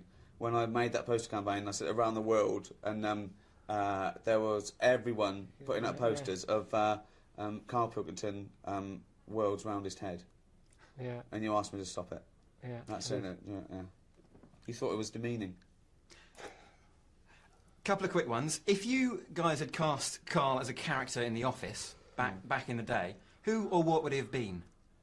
Sorry, I hope you don't mind me talking about you like that. Cool. What would he have been? Wow. What? What would he have been? What would he have been? I mean, what am I meant to say? A bowling ball? What? Well, funnily enough, it's what a kid's bollocks. Well, his mum phoned him up and said, "Saw you on telly the other night." She thought he was in the office. It was just a bald bloke fixing my computer. He's going, "No, it was you." He's going, "It wasn't me. I'd know if I was in the office or not." Yeah. That is the sort of job I would imagine you would be doing, though. You'd be fixing something, wouldn't you? I'd probably be Make quite what's happy work. with it. Sorting some problem out in the lavatories. Sort of quite a manual job, I reckon. Yeah. Maybe a courier that you come in. Helmets on. Yeah, but don't it's see a the face. perfectly round. He Yeah. wears a pink helmet, and they don't see the difference when he takes it off. I've got to wrap up, but very finally, I don't know if you mind, I'm getting married next year, and wondered if you wouldn't mind giving a message or saying why you can't be there or something. I don't go. I just don't go to weddings anyway. Honestly, I don't know you. You're getting married? Here you go. He loves a wedding. actually, can I use this as a? That's annoying, isn't it? Steve's annoyed that he's got a Of girlfriend. course I'm annoyed. Are there going to be any single women at this wedding? You can come. Yeah, answer the question. Yes. Okay, well, I'll consider it. It'd be best man. Suzanne's brother's getting married, and I don't want to go. But if I use this, is this on the telly just saying, sorry I can't be there, you'll have a lovely time and everything, good luck with the future. Say you're filming or something. Say you pretend you're filming. Do you know what? That's the only thing that would make me do Series 3. If we can put it at the same time as that wedding. Suzanne said you can get out of the wedding if you're doing a Well, TV she didn't. show. She sort of said, oh, you know, don't do it on purpose. But if I you're would, filming... honestly, I'd rather do another land dive than go to a wedding. I hate it. I've not got married because I hate them. It's not even... you know, I wouldn't go to your What's wedding. your fiance's name? Julia. Julia. Just say... Congratulations, Julia. All right, Julia, have a good day. But you hate weddings. I can't stand them. It's so forced fun. He's shit. Well, I can't show this now, can I?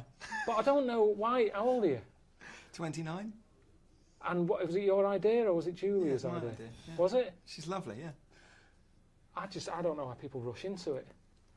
Honestly, I don't get it. 100 years ago, he'd be dead at 29. He'd have But they're 9 not kids.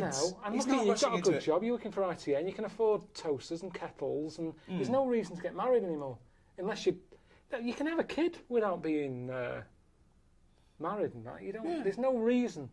I mean, that's not his request. Are you paying for it, or have you got your mum and dad? A bit of both. Well, no, probably her parents are paying for it. They're giving a bit, yeah. Yeah? That's Well, how a it bit. works, No, they're isn't meant to... Julia's dad's meant to stump Yeah, up. he's supposed to stump up. If he's watching this and he hasn't paid a penny towards it, what a stingy bastard. Yeah. Yeah. No. And given that I'm there, I mean, I'll eat his lamb, but I'm not enjoying it. No, What's the menu going to be? Well, if he got any sense, he'd start with some kind of mozzarella salad.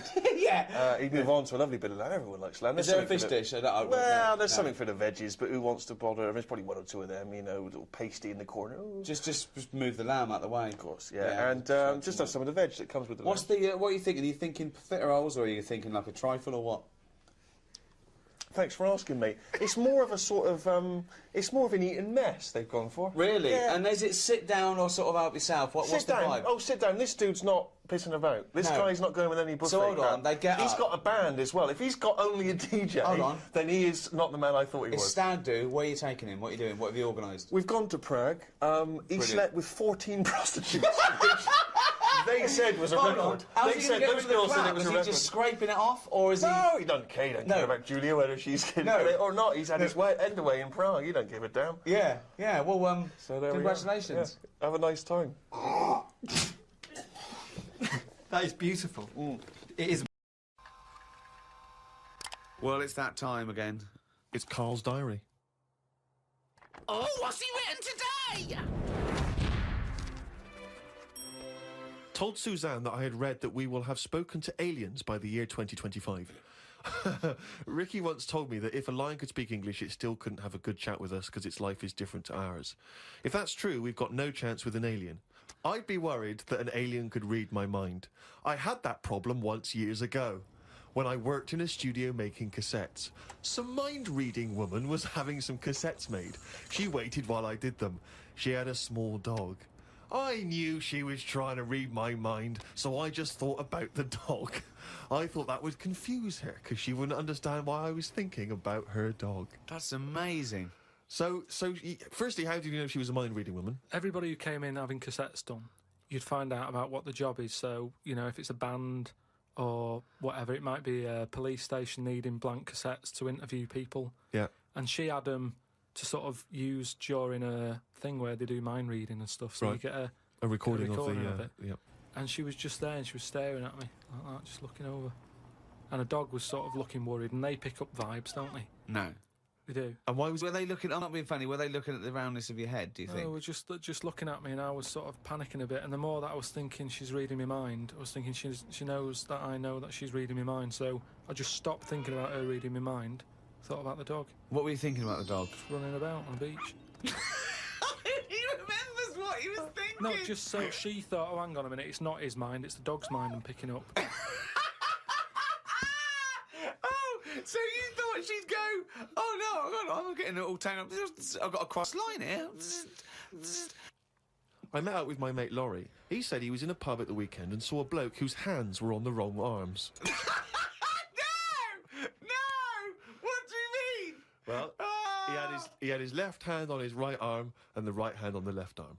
I don't think this would be a problem if he's been like that from an early age. When I was in Ripley's in LA, I saw a bloke whose head was on back to front. That's more annoying, isn't it, than your hands? Isn't it? Now then, would you walk? How would you walk? Would you be walking backwards, Karl, so that you could walk? So you're basically walking forwards. I reckon I'd walk sideways so nobody would sort of tell the difference. It just looked like. He solved it again! He's thought it through. Got home and read my magazine. There was a story about a baby that was born that looked like a frog. What magazine's this? That made the news, that was in a proper newspaper in the end. It didn't really have a neck or top half of its head. It would look all right if it always wore a scarf and a hat. The world would be a more interesting place if there were loads of different types of humans like there are creatures.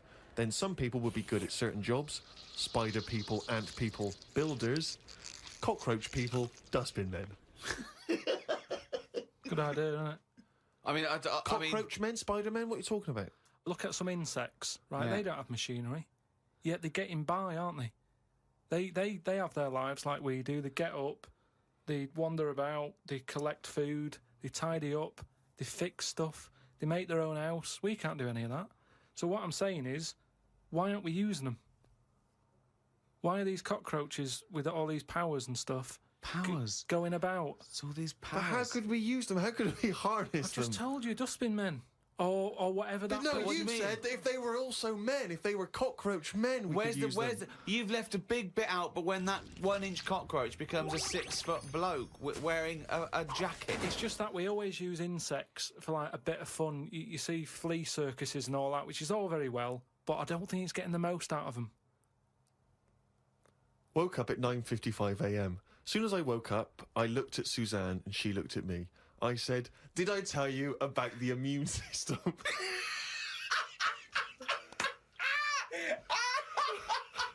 Suzanne started laughing. I said, "It's amazing." She said, "Not now." Oh, God! He's springing into action. He zips up. His eyes are like.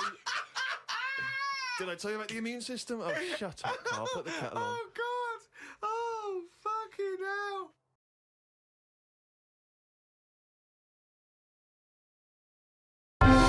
For centuries, life's big questions have challenged some of the world's greatest minds. The need for love, marriage, and lifelong commitment, the yearning to reproduce, and the survival of the human race, the search for a vocation, the desire to find happiness, and the inevitable death. But Karl Pilkington has not given a second thought to any of these issues. This cat's cross-eyed. I've never seen that before. Now he's turned 40, he thinks it's time he did. He's travelling around the world to see how other people deal with life's big questions. We've had the Iron Age, the Stone Age. This is the about age. Karl wants to know why people get married. Just because two people love each other, they drag other people into it. Get on with it. He wants to find out if you need to have children.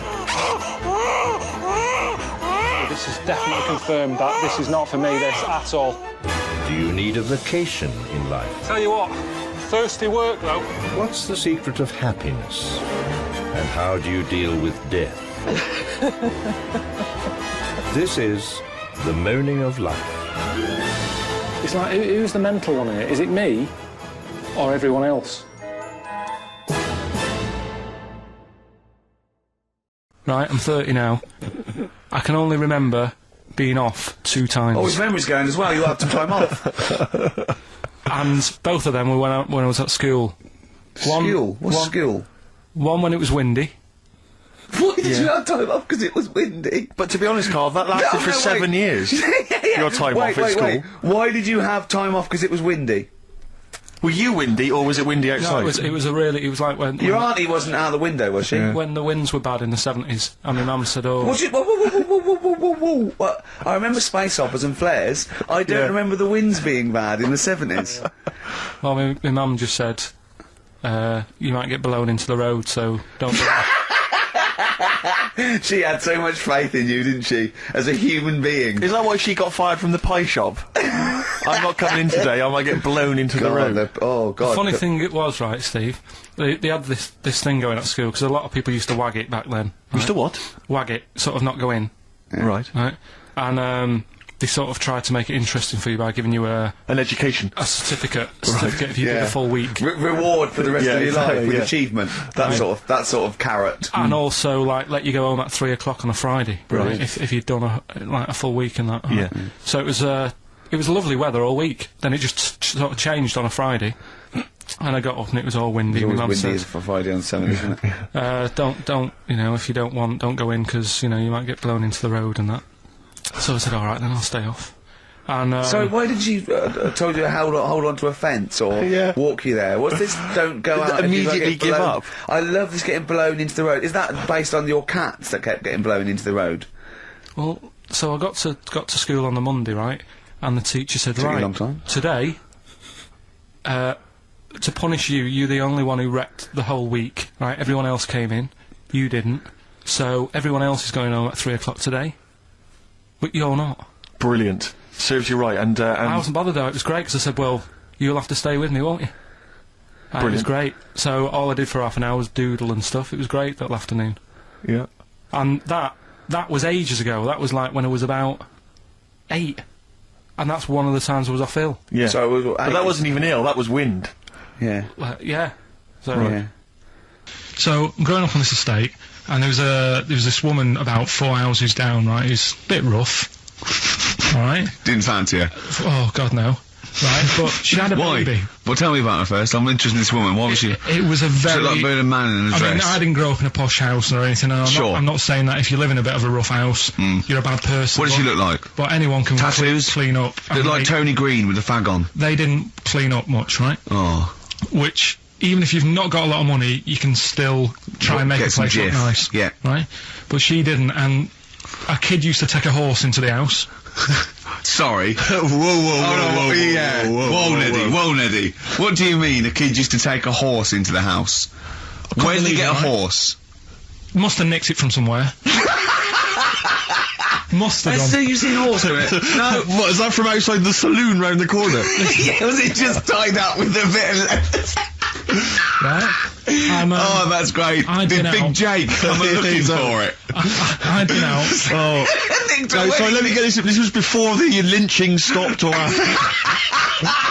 Where did he get a horse from? What do you mean he must have nicked it? His mum said, where'd you get that from? I bought it. All right then, but keep it out of the kitchen. I don't want you going Catlin rustling. Where did he get a horse from, Carl? And how long did he have it for? Was he leading it or riding it? Mum, open the door, I can't stop! I can't stop it! Open the patio door as well, Looks like we got us a runaway! What do you mean? I don't know, but the thing is, they couldn't afford to buy one because they're not cheap, so I'm just guessing. Maybe that's wrong of me. But I think... He had a horse? Yeah, right, so... That's why the family didn't have any money, they'd spend it on the horse! No, I don't think, that's what I'm saying, I don't think they would have bought it. So anyway... Yeah, it's wise to whisper, Carl, in case they're listening.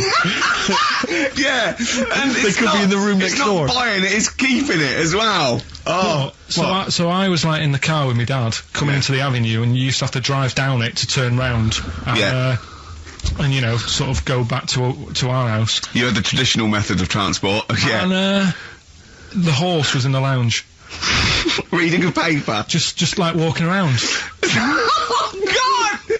What? And when I was doing, I tried to earn myself some money once by flogging little flowers in plastic cups. What? This is genius. It just keeps coming. What do you mean you tried to flog little flowers? What do you mean? Wait. Let's play a record. Let's play a record and come back to this, because this story's going to just unravel and unravel. It's going to go for hours. Let's play a track, deeper and deeper. It's like an onion, isn't it? We've created a whole world here where there's a man living with a horse. Just walking around the lounge. I come from the West Country, I've never heard anything like that. I just think of a big sort of like orange carpet and a rediffusion telly and this horse going, I'm fed up in here. Exactly. This is really... I am not taking the rubbish out again. Yeah. Right, play a record. Let's have Velvet Underground. We've got that lined up. Oh, yeah, the classic from the first album, I'm Waiting for the Man. Let's come back to the horse in a second. Little flowers in pots. What do you mean?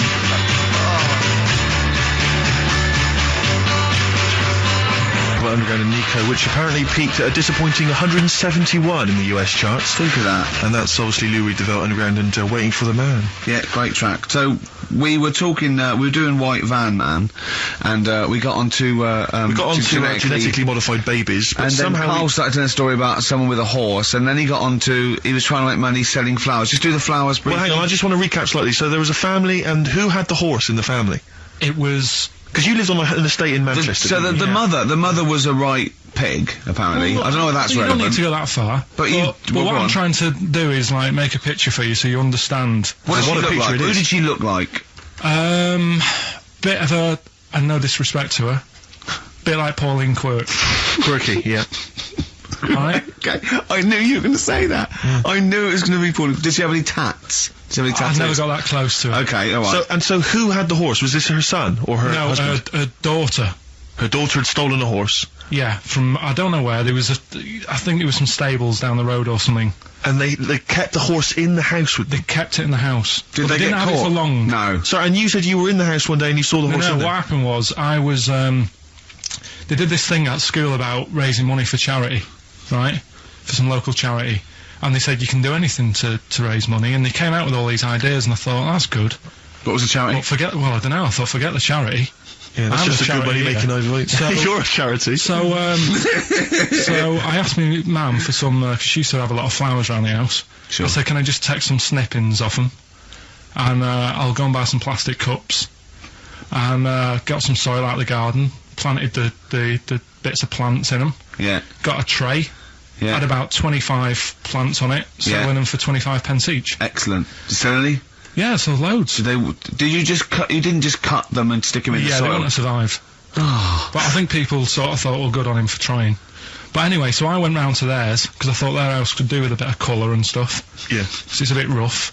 So as I went... The horse went, thank God for that breakfast. They've been feeding me kitty cat. So I got up to the door, and they opened the door, and it was one of them houses where no carpet. Yeah. A horse in the living room. You know. We've all been there. And the horse was walking around the living room. Oh. And it looked quite happy and everything, because I always say that about animals. Black Beauty right? was on. Yeah. Well, think about it, right? If you were a horse, where would you rather be? In a little wooden hut with a load of hay, or in like a house with a Central heating. 3-piece suite and a telly and that? Telly and that! No, but I was saying this the other day. And an Atari. Right?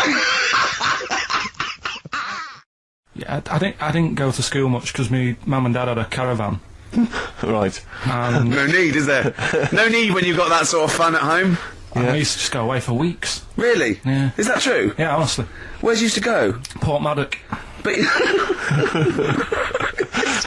And, so you didn't go to school much? No, I did, but not as much as everyone else. no. How many holidays were your parents having? What loads. was their income that they could... No, my dad used to work nights, and he used to travel back, because to Manchester from Wales it wasn't that far. And Manchester to Wales? He used to do 4 on and 4 off, so me and my mum were like loving it. But what's Port Meredith? Port Maddock. Port Maddock. Down the road from Port Merion, where they filmed The Prisoner. Right. Oh, so that's cleared up for me. Yeah, location-wise. So what did you do then? You were in this little 2-berth caravan on the back of a Cortina estate. Right. Well, what was it? What was the car? I want the. What was Granada, it? Ford Granada. Ford Granada. What are we talking? 1980. Yeah, 82, 83, 80, right? 84, 85. Okay. Which is- And you in the car down there, down there, park up. Yeah. What was it? What was Port Meredith? Port Maddock. Port Maddock. Remember Ruth? It's just, Oh, yeah. it's just a holiday camp, Yeah. and had an arcade and a beach. I was loving it. Yeah. But so of the 52 weeks of the year, let's assume, I don't know how many weeks you take off normally for holidays anyway. Let's just say, I don't know, you go to school 45 weeks of the year maybe? Generally, most kids? No. Bit less. Bit less than About that. 42. How many weeks would you say you actually spent in school? Well, how many weeks do you have off for summer? Well, we'll work that out. That's what About we mean. 6 off for summer, about 3 for Easter, about 3 for Christmas.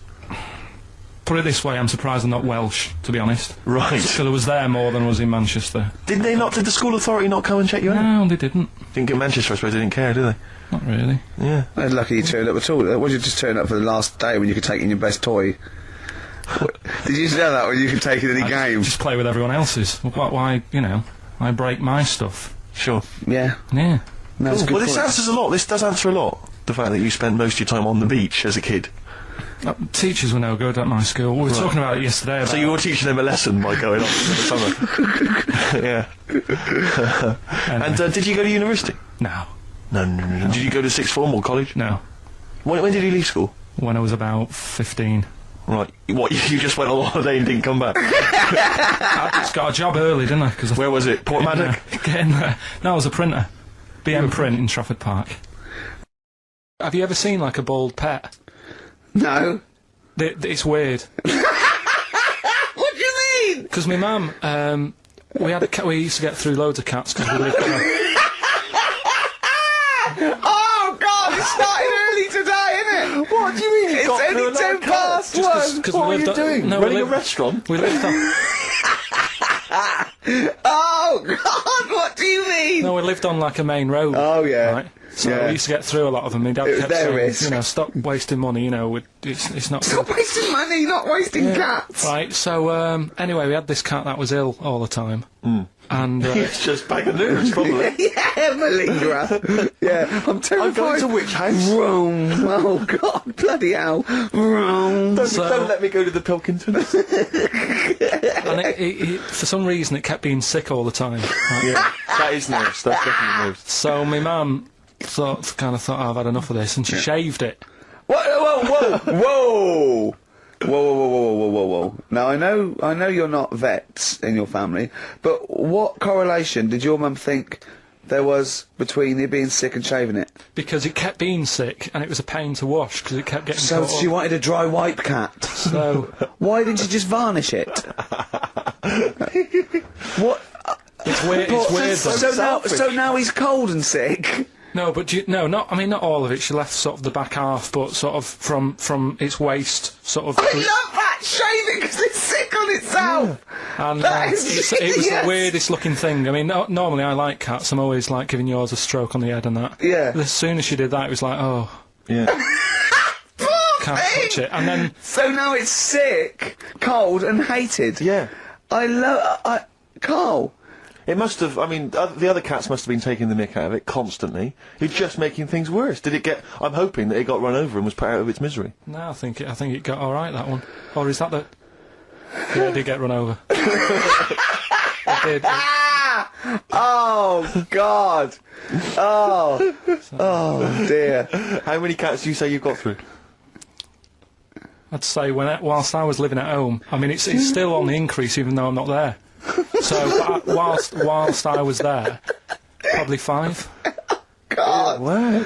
Oh. Yeah. And were you upset each time, or you just got used to it? It's one of them things, isn't it? Like I've said before, when you first see something, it's a bit of a shock. Do you know what I mean? It's like the Elephant Man or whatever. Yeah. First time you see him, it's that sort of, oh, look at that. Did I tell you the time when the doctor said I was going to die? All right, keep talking. Right, ages ago, must have been about 15, right? And at lunchtime there was this. We used to have a choice of stuff to do at lunchtime, right? We used to have like a burger place that had an arcade machine in it, right? So we used to go there and play on that and have a burger. Or there was this baker's, right, that my mum worked at, and did great cakes and stuff, right? So she used to like bring some home and that, but she couldn't always bring them home every night because, you know, they'd cost money, and she used to get them for free. And they used to say they'd rather chuck them away than give them to the staff because there's a chance that the cream might be off. Right. Right, so they used to chuck them round the back. So I used to go round the back with my mate and eat a load. Brilliant. Scavenging, eating out of bins. No, it wasn't out of bins, they were still in trays, but they just stacked them up near the bins, right? So this got out, I mean, it used to be a chocker. Once the school found out, everybody used to go there, and it'd be like, well, have a cake. Headmaster crawling through, fighting the kids off. Right, so I'd have, you know, you'd just eat, I don't know, 6 jam donuts or something, and then you'd spend your dinner money on the arcade machine. Brilliant. Right? So it was a good afternoon, really, right?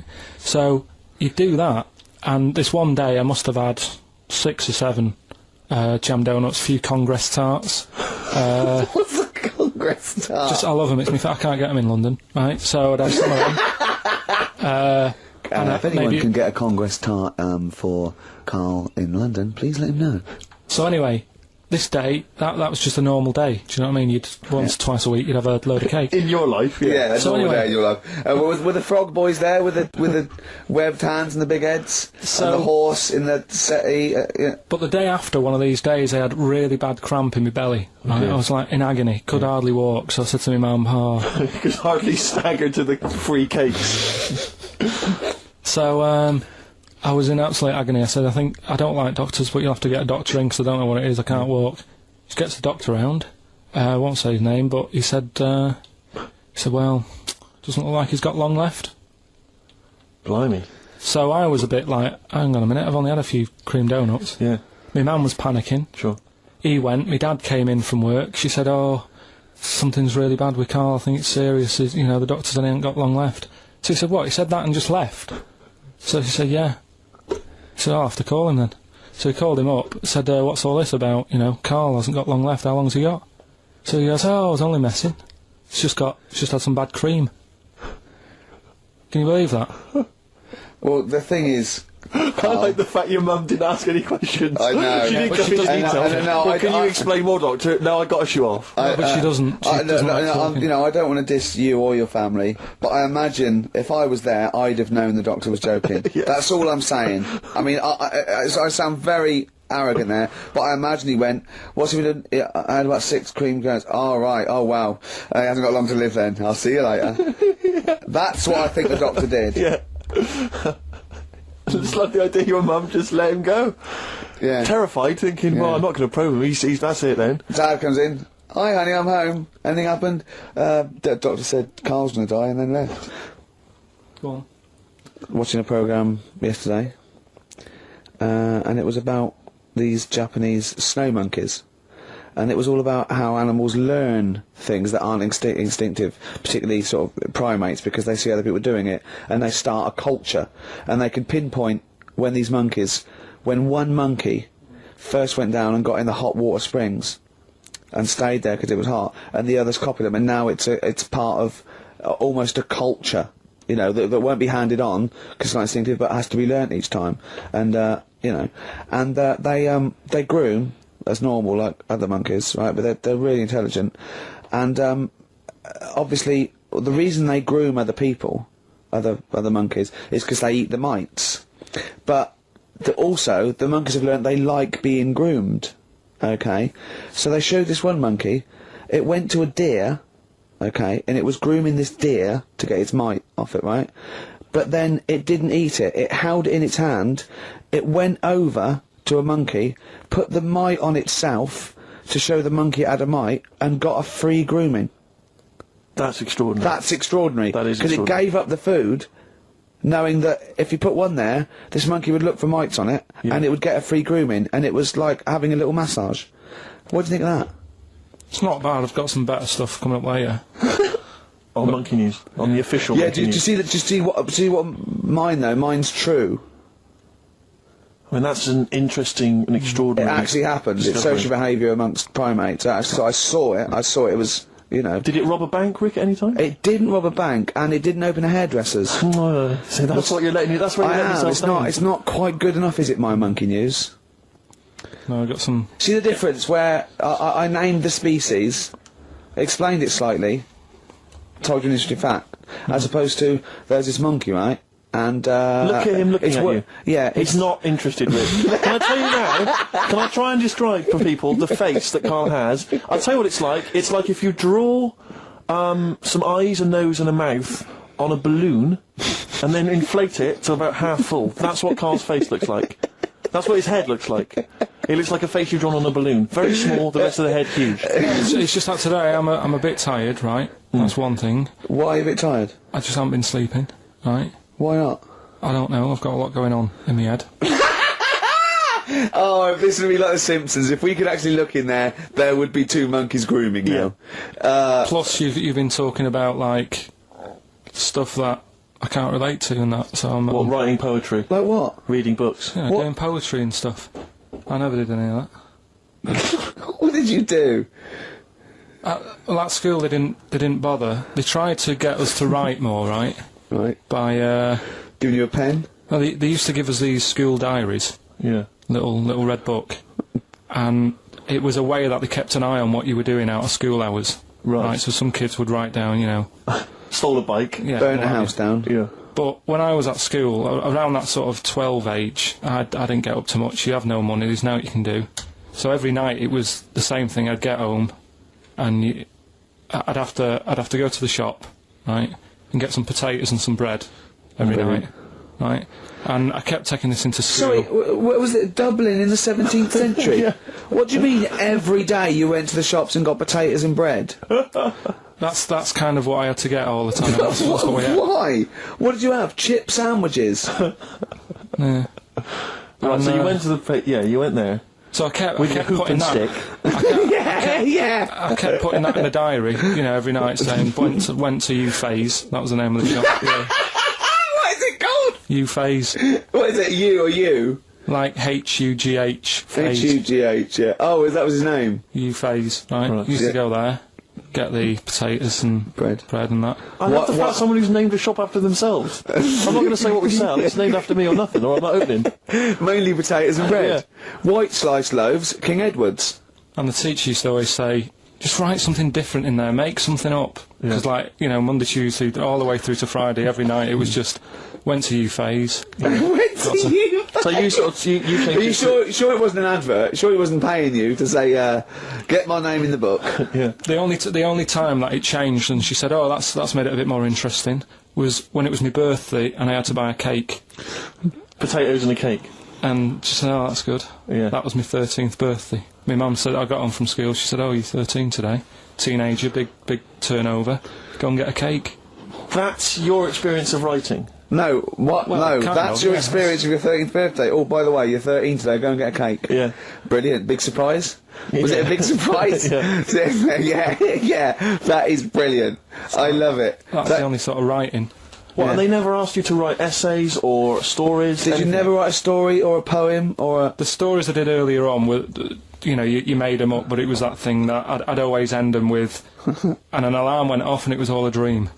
Every single one of them? Yeah. But they didn't, I mean, it was a bit of a... I bought some potatoes and some bread, then I woke up and it was all a dream. Then I went to shops and bought some potatoes and bread. But did you ever do anything that write about an adventure when you were a spaceman, or you were you were a cowboy, or... No? All the teachers, like, had scams going on, so, like, in English, right, you'd go in there, and the teacher would say, right, what we're doing today is, got a load of brochures from Thomson, but they say, like, 1983 on the front, so I've got a load of stickers here that say 1984, let's see how many you can do in half an hour. You are joking. Did you go to school with Oliver Twist? Sorry, you are joking. I'm not, that's what they did. So the teacher must have been getting, like, a freebie or something for helping them out. Honestly, yeah, that's what it was. That is fantastic. They were all at it. They were all other than Mr. Fagan, you had... Yeah. And then when they saw Karate Kid, they had every kid washing their car going, wax on, wax off, hurry up. Yeah. I'm teaching you something. Wax on, wax off, paint the fence. So I'm just saying, you know, that's why I'm a bit quiet, because you're talking about stuff I can't relate to. And why didn't you sleep last night? I haven't slept well since I was about 12. Do you sleep well, Steve? Oh, wait, you can't let that go! I haven't slept well since I was 12. What do you mean? Do you know, like, a proper... I used to love going to bed as like a kid. Yeah. Whereas now it's like, oh, am I going to sleep tonight? And I sort of wake up about 4 times. Right. Whereas when you're a kid, I remember really... loving, like, going to bed. There was one time where I actually laughed myself to sleep because I couldn't believe me luck. What's wrong with him? What do you mean you laughed yourself? Have you ever had it when you're really tired and you get in bed and the pillows feel it's all cold, yeah. And it's like, I can't believe this. Yeah. And it happened twice. Once when I just went to bed and I was really looking forward to it, and also when I helped my dad out once, like, through the night. He worked at this paper company, right? And I helped him out, and I got in at about 4 in the morning with him. Got in bed, and I just was like, I was laughing my head off. I had to put the pillow over my head because I couldn't believe me luck. Like, I was like, oh, this is great. I'm going to sleep. I just have to say, life up north is so extraordinary. No, but you must be the easiest kid in the world to please. No wonder she knew she could just go get a cake. It's sort of like, what was he expecting her to say? He were expecting an extra hour in bed, but we got him cake as well. Go to bed without any supper. Brilliant. Brilliant, yeah. Your own bed. How long was it before you got your own... What did you used to do before? Just some straw in the corner? No, it's just that thing of when you're really tired and... And do you ever do this with Suzanne, though? Do you ever laugh yourself to sleep with her? No, that's what I mean. She can't sleep because you're chuckling away. I don't know what's up with me. I've got a lot going on. Carl was in Heat this week, and they mentioned that he does this thing on Sky. What is it? It was this thing with Richard Bacon, some programme about watching telly, and you just talk about what you're watching, and that. And he was annoyed because he said because his parents are out, and so he's not doing it. He's not going to turn up because they mentioned it in Heat. And so his parents might watch? Yeah. Why are you worried about that? I don't like them watching stuff, do I? I've told you. It dates back to when I did Little Donkey at school. I don't want people watching me. What's that? Just renew us on Little Donkey? What happened? It was just, I was there to play the drums and that. in We Three Kings. I was loving it, you know. I got a bit carried away. How old were you? About 13, Yeah. right? Really? Probably. Yeah. About 10 probably. Yeah. Go on. 6. Jesus. 6 Where old were you? What school were you at? Okay, you were playing Little Donkey. So, and, No, No, you but it must- was one of them schools where everyone sort of was in the same one. Do you know what I mean? Oh, a Manchester school. Just What the do one you class. mean? Well, it's like you. What, sweeping chimneys in the day and then 1 hour of learning? What are you talking about? What school were you at? Was it infants, junior or They secondary? didn't really do that. It was What one do way. you mean? You did that? They still have to abide by the laws of the land in Manchester. No, but it was a lot more like you had infants, but Yeah. you also had like the older lot. There's kids there who, when you're in the younger year and that, you'd see kids and you go, "Is that?" Talk English and use terms that people do when they're talking about schooling. I don't even want to talk about this. No, how old were you? What oh. I'm guessing maybe 6 or 7 or 8. So you went from 13 to 6? Yeah, but like I say, it's hard to remember because Imagine if you were giving evidence in a trial. Yeah. How old were you? I don't know. Yeah. I mean, I don't know. I can't really narrow it down other than 7 years either way. You know, theoretically, Yeah. he could get called up for jury service. Right, you're on. a lot of mates who I had didn't have enough money to go on holiday, and they just get a present for the summer holiday. I would just like. Of course, they've got an education, so it swings Yeah, around but a bit. Carl, the thing is with Carl is, right, I want to give him gifts. Yeah. I want him to have the loveliest Christmas ever. I want him to go pony trekking. Do you know what I mean? I want to just... Scared of horses. So many things we don't know about Carl. Fell off one out of fate, and the woman didn't know what to do. She couldn't handle the horse. It was running off. I was hanging underneath, getting a kick in the head. No, Really? Now, hang on, what age were you? This could explain a lot. I was about 6. That makes a lot of sense. I think we've got to the bottom of it here. Oh no, got kicked in the head by a horse, lived in a caravan, and had to live in Wales half the time. Oh. Then no wonder this is your favourite time of the week.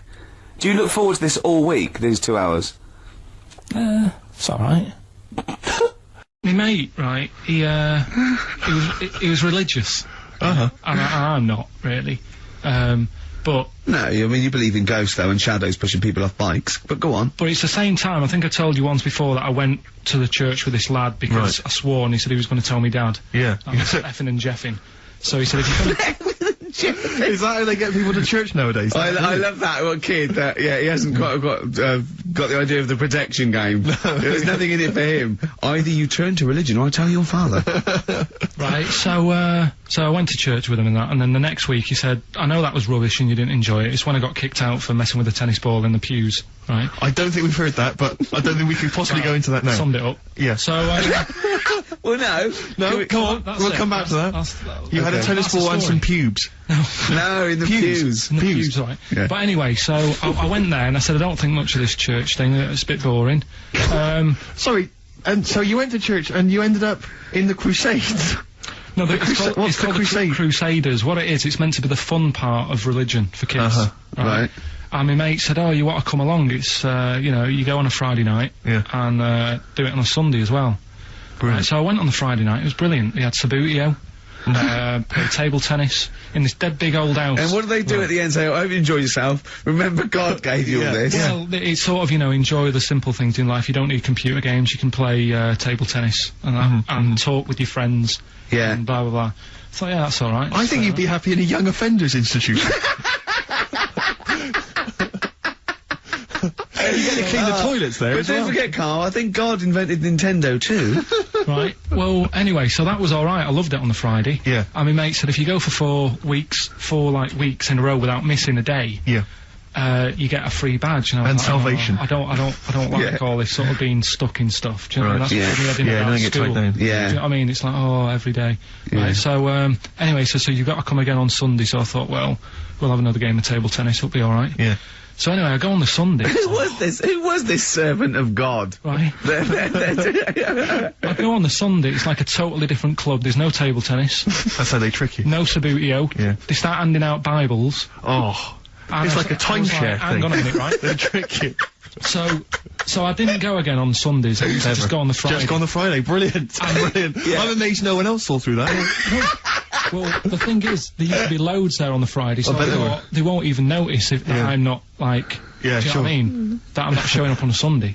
So anyway, carried on, it was Just brilliant. this kid in the vicar. Oh, I love that. You got one over on the church. So I was loving it, right? Playing table tennis and that. And then on a Sunday, they found out where I live, and the head fella started coming round, knocking on the door. God. He's everywhere, Rick. Why did he knock? The fella... Politeness. The fella who, like, ran the club, he started coming round knocking on the door. And I saw him coming up the path, and I said to my mum, "Oh, it's the fella from the Crusaders." Yeah. She didn't even know what I was... No. She thought like, you were "What off are nicking talking hubcaps about?" and stealing cars. She didn't have a clue what I was talking about. You've been going to church. to church, I don't You believe it. little bleeder. That's not how we brought you up. So, I said, "Look, just tell him I'm not in, tell him I'm not in." And she had to keep doing this, and they were coming round every Sunday to try and make me, like, go on a Sunday. It was really important that I went, and that I was abusing the system and all this. Anyway, I didn't go, and then... Why didn't they just tell you on next time we turned up on a Friday? Yeah. No, well, because there was so many people there on a Friday, you just get mixed in the crowd. Yeah. It was jammed. It was well popular on a Friday. Yeah. Yeah. Right? But anyway, on one of the Sundays, it was quiet for a bit, and they stopped coming round. So I thought, right, I can go out again, right, on a Sunday, because I used to avoid hanging around the house in case... What sort of reign of terror is this? Incredible. Right. So I thought, It's like the Spanish Inquisition. So I thought, great, they forgot about me. Yeah. Everything, I can carry on in sort of normal life now. Yeah. And I was playing out in the avenue. Fella comes round. And he goes, "There you are. You know, you're always busy on a Sunday. You enjoy Fridays and that, don't you?" I was like, yeah. He goes, "Well, come on, you've got to come with me." And I couldn't get out of it. Do you know what I mean? It's like, what could I say? Charlie says. Right? Yeah. So, anyway, he nearly killed me in a car crash. So that was the excuse I used next time. He had a Mini, right? And he was driving us there, and he hit the curb, nearly sort of turned over the Mini. Right? There was like 3 of us in the back. So I said... That record. So next time, Or was it a joke? Next time he came round to pick us up, I said, "Look, really enjoyed it and that." I said, "But ever since that journey, I really, you know, I don't want to get in the car with you again, because it scared me a bit." And I said, "All right then, I didn't have to go again." That's all right, isn't it? That's extraordinary. Yeah. He almost killed you in a car It's a crash. parable. Thank God no one was hurt. Yeah. I remember that. Your life moves in incredible ways. Yeah. Rather like God. Yeah. So, So there you go. they're probably round there now, aren't they? Going, is he coming tomorrow? So, would you like to start on your, to Steve, because I've heard all these. Well, we won't do them all. Well, we'll start off with the Mr. Freeze. Tell Steve the story of Mr. Freeze. This is the first time he nearly died. This is the most serious of the lot, really. So, what it was, do you know, like, I don't know if your mum and dad did the same thing, but, like, they do the weekly shopping on like, a Friday. Yeah. So when you got to Thursday, there wouldn't be much stuff left in the cupboard. It'd just be like, you know, your Jacob's crackers and stuff like that. So when they'd been to the supermarket and they came back, I was like, you know, what's that saying? Like a pig in... You know, I loved it. It was like loads of food coming in, loads of biscuits. What is that saying? He nearly said pig in shit. Right. Is that the saying? Yeah. Right. So yeah, all this food comes in. Thank God he didn't. Otherwise he'd have been in trouble. That's true enough. Because he's culpable for our actions, because he's the producer. So technically, that twat's in charge. Go on. Right, so anyway, so there's loads of food, and I'm like, oh yeah, look at this, and chocolate biscuits, and, you know, penguins and stuff. Bacon. And bacon. Just in case, you never know. So anyway, my mum and dad's putting the food away. Me and our kid are like, he's already grabbed something, gone back upstairs. It's like feral children. it's like a quest for fire. And then they run upstairs. What did he just sit under the bed, gnawing at some sort of pig's trotter? So I saw, do you remember Mr. Freeze Pops? I do, yes. Well, they're kind of like popsicles, icicles. Yeah, but really long, like a foot long, right? Yeah. So I thought, I'll have one of them, so I grabbed it. Went for the nutritious stuff first. Absolutely. And like my mum and dad are putting this stuff away and what have you. And I rip it open and knock it back. Right, straight away, just right back like Swallow that. it, right, yeah. But it went down the wrong way, right? So what, down your shirt? So I was like, oh god, I can't breathe, and my mum and dad didn't even know what I'd ate. Do you know what I mean? I ate it so quick. Yeah.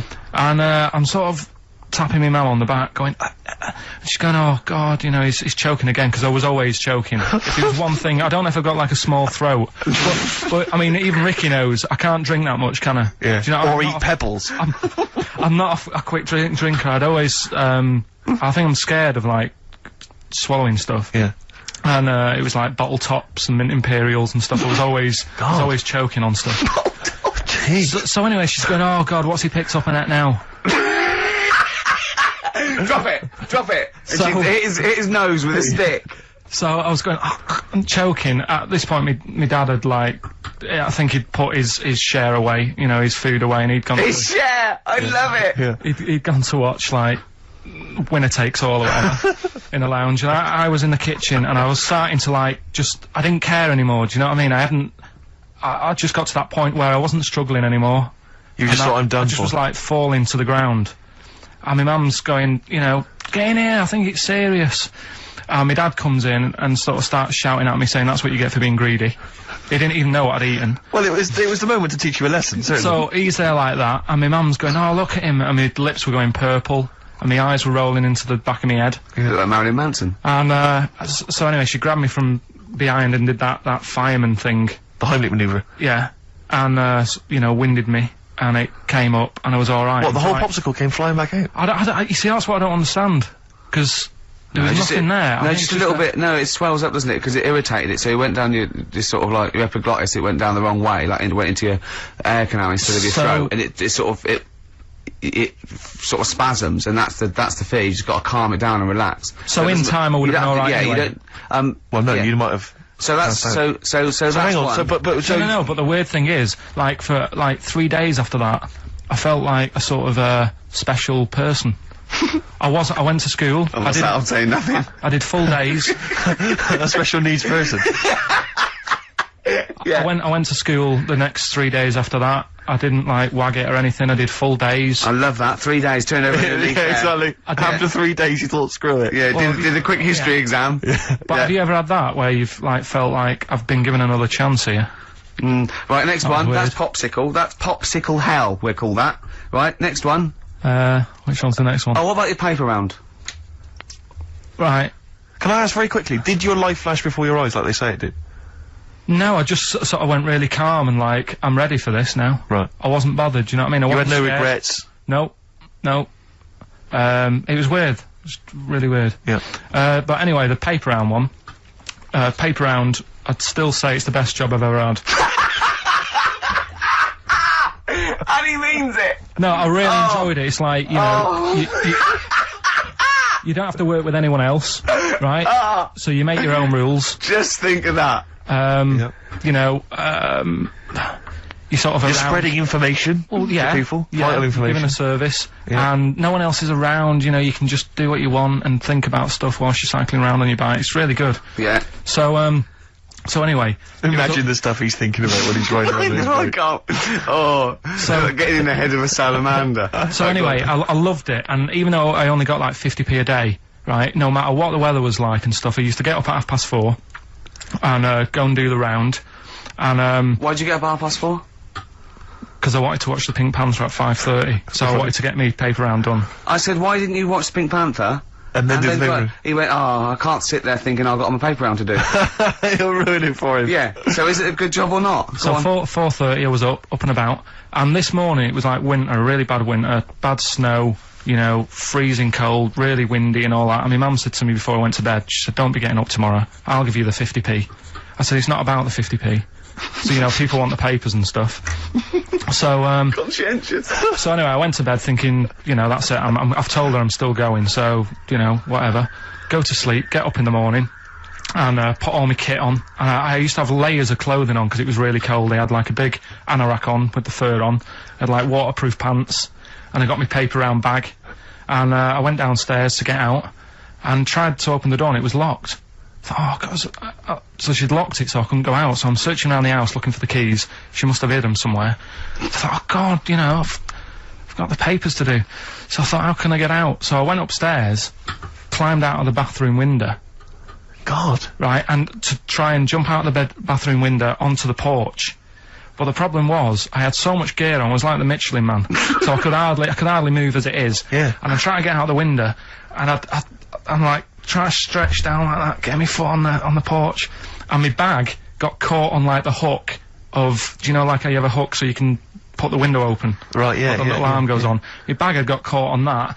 I was holding on to the wall and my foot on the thing, so I couldn't sort of pull it away in case I pulled it away and then fell on my head. Yeah. So I'm stuck there. Dangling. My dad comes back from working nights. Yeah. He thinks I'm a burglar. Gets out his gun. So he's shouting and stuff, going mad and going, Dad, it's me. And he had to give us a hand using a... He's heard that wily trick in Manchester before. He had to help me using a washing prop thing. A big stick. What did he do? Well, he said, just hold on for your dear life, and I'll sort of push the paper bag off the hook. Why didn't he go upstairs and sort it out?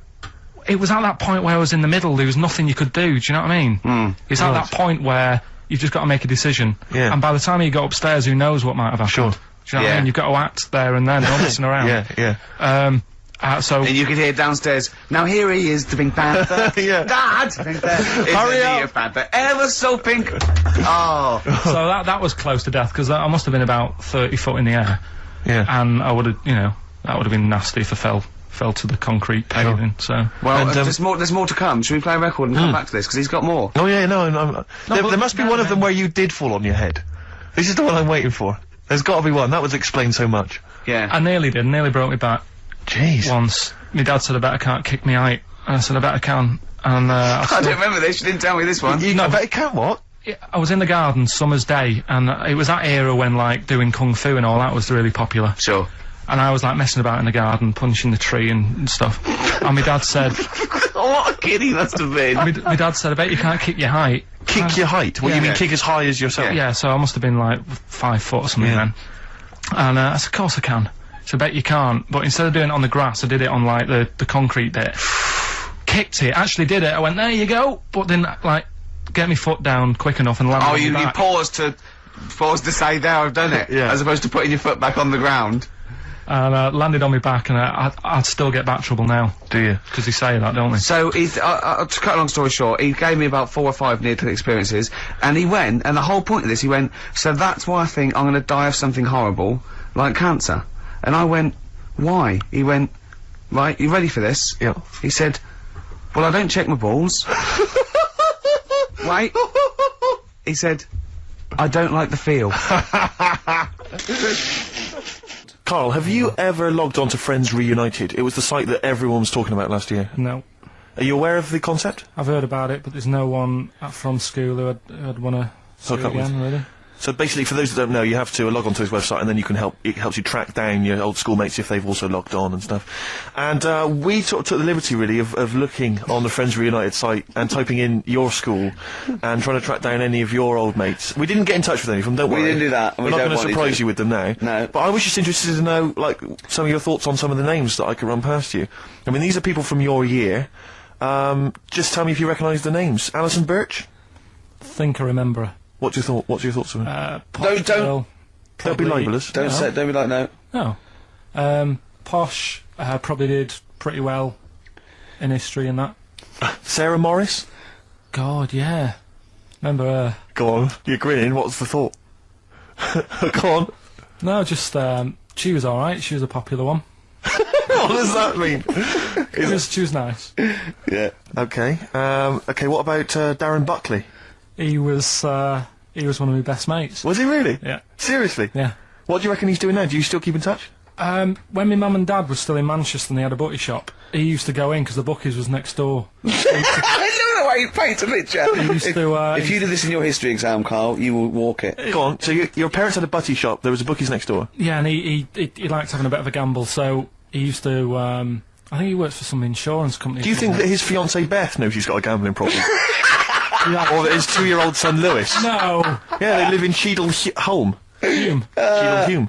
He must be doing well. He's still supporting the Blue Army and frequents the shrine on a fortnightly basis. Funny thing with him is, right, when I used to stay over at his house, and his dad was a copper, and I remember his dad came down and said, right, I want to see you two. I was like, oh God, what's happened? And got us round the table. He said, do you know much about drugs? So we were like, what's all this about? So he goes, you know, they're not good for anyone, you know, the stupid thing to get into. And we're like, yeah, we know. And he went, you know, do you? We said, yeah. He said, what's this then? And he'd found something in his bedroom. and it was a Skittle. What, the sweet? Do you know little sweets with the S on it? And Oh, really? Drugs. Yeah. So he said, well, yeah, it's a Skittle. Yeah, I know what it is. Oh, he was bluffing like that as a slang word. Yeah, he thought, because he was a copper, he probably had to be down with all the terms and that. So we said, oh, it's a Skittle. And he said, yeah, I know what it is, but what's it doing in your bedroom? Oh. And it was like, no, it's a toffee. So, Darren, Yeah, I know, it's a toffee, it's a squib, it's a, yeah. Carl, more people from your past. Debbie Carr? yeah, she was another nice one. What does that mean? Is that a euphemism? No, she was one of them that you'd sort of go, she's nice, but she'd never be your girlfriend. Do you know what I mean? She was, Not really. even though she was in the same year, she seemed a lot older. Right. And like, Wasn't a teacher, was it? There was 3 of them who all hung together, and they seemed to hang around like the older kids, the ones who looked like men. Do you know what I mean? They had What did you look like then? Well, it's just that I had youthful sort of looks, whereas like the older ones had like beards and stuff. It's a gang of boys in the 5th form with beers. Were they smoking pipes? Go, come over here, me filly. Oh, you Debbie Carr, come over here, you little beauty. No, but she was like, I love that. Hanging around with beers. There's the big boys. Oh, fishing. Oh, it's lovely beers. What do you I mean? just see a whole row of George Bernard Shaws. Brilliant. How do you do in history, boy? Think on it. You're an idiot. Oh. they were like, you know, I'd be there sort of playing punching people in the arm. Cause we used to play that Oh, at that's a school. great game. Oh, I love that, punch people in the arm. Is that part of the Olympics now? it's I think it was exhibition this year. Right. But it's going to be a pro next it's going to be the Winter Olympics because you've got to do it in just a cap sleeve shirt in winter. Yeah. So you're playing that? She, but whilst I But was she didn't doing appreciate that. She used to go, ow! that, you know, I always think whilst I was doing that, they were like the Charlie's Angels and they'd be sorting out a mission somewhere because they were really like, there was something about them that you thought, you know, yeah, they're special. They were private detectives. What do they work for a man they never see? Okay, well, here's a name I'm interested in because, well, let me just tell you the name first. Adam Clifton. Oh. Go on, what are your thoughts on Clifton? He was one of them kids, he was alright, but he had that thing when, if you didn't have enough milk, he had like wrinkly hands and like white bits in his nails. Oh! Because he didn't have enough milk? Yeah. Yeah. So, therefore, you didn't like him because you didn't get enough milk? This is not to be confused with the 2 people with the big heads and the webbed feet, is it? Webbed hands. Well, this was I don't know, they weren't related. They must have been somewhere along the evolutionary sort of trail. Do you know what I mean? They must have come from the same sort of stock. But you wouldn't have liked him. He's just one of them people. He was all right, but before you say any more, on Friends United, you can leave a little message which explains what you've been doing and what your life's like now. And most people leave maybe 2 paragraphs. Right. Adam, I've printed it off. He seems to have printed. I think there's about 6 pages here of stuff. He keeps updating it, and he just basically lists his memories about everyone. Okay, at the school and what he thinks of everyone. And he says, I often see Simon, he's doing all right for himself, self-employed illustrator, Mark Cooper, Karl Pilkington. Right. And your name comes up. Now, I don't know if you've told us this story. I think you may have done, but I can't remember the facts about it. It just says, Karl Pilkington, with his pet bird. Was it a magpie? I can't remember. He brought it to school to show everyone, and it flew away. Oh, God! Oh, no, they do that, don't they? You show them What was the story there, You Carl? give them seeds and they just leave. What do you mean? Well, This sounds like Kez. Well, that's it. I was a big fan of Kez, and it was the time our dog had just died. Yeah. So I didn't have any pets, and the cats were always getting run over. Yeah. And so we didn't want any more pets. Yeah. But there was a magpie that used to fly about on the estate, and I managed to sort of tame it. And in the end, With a chair and a whip? What do you mean you tamed it? Well, just used to sort of hang around it and talk. But how did to you it. get hold of it? Did you catch it? Well, eventually, yeah, it used to just come to me, and the annoying thing was, it got to a point when I wish I hadn't bothered, because it used to pop me bike tyres. It used to sit on like, if I was talking to my mates and I was on my grifter. I love the way he just throws things in. It's like an Alan Bennett play.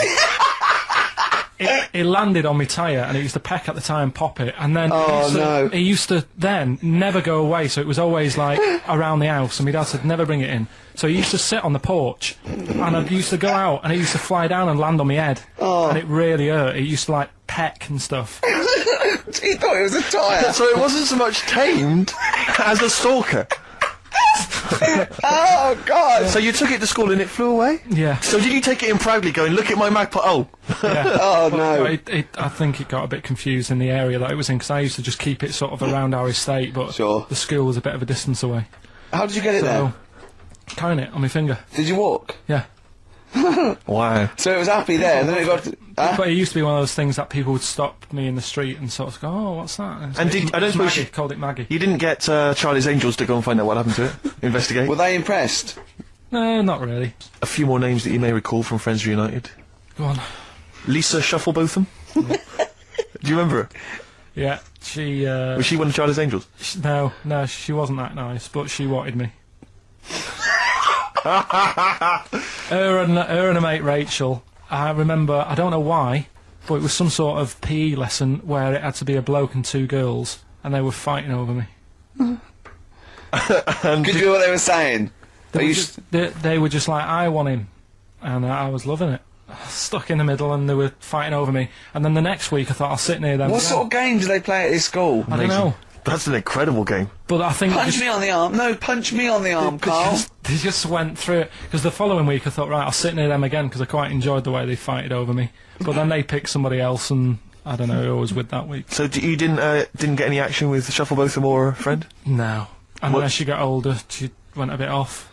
She didn't look that good. She's probably nice now. It's just, I mean, I'll say about myself, when you get to sort of the end of secondary school, you do sort of go a bit odd looking. Right. Do you know what I mean? When your sort of head grows funny.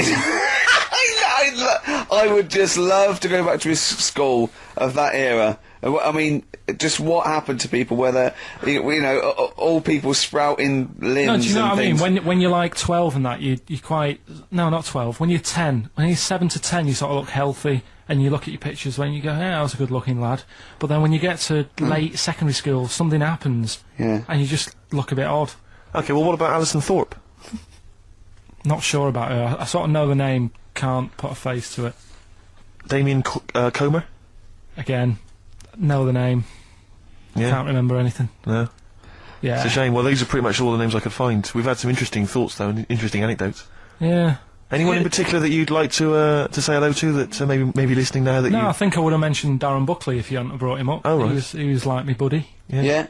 Did you ever see the magpie again when you took it to the school and confused it? No. You're joking. That was the end of it, was it? Yeah. So where did it go? Probably to some other kid. Because I mean, actually, it probably got killed. Because if it was being that friendly with other people, some people might have took advantage of it. In what way? Well, there was a programme on the other week about... What, in the way that Shufflebotham was trying to take advantage of you? There was a programme on the other week about bear whisperers. Yeah. And some blokes got really friendly with a bear, and then when they were leaving that area where the bear was, they said, oh, we've caused a problem here, because there's some bear hunters coming in and moving into this area, and it's going to get a bullet if it acts like this, so they had to scare it away, and that's what I should have done with Maggie. I should have terrified it a little bit, so it wouldn't trust humans. Just introduced it to some of your schoolmates, I'm sure would have freaked it right out. Well, the ones with maybe the that was big why heads. it fled. It didn't see. Oh no! It didn't see those 2 fellas with big heads and webbed hands coming towards it, did it? That would have terrified anything. It's like a scarecrow, like 2 walking scarecrows.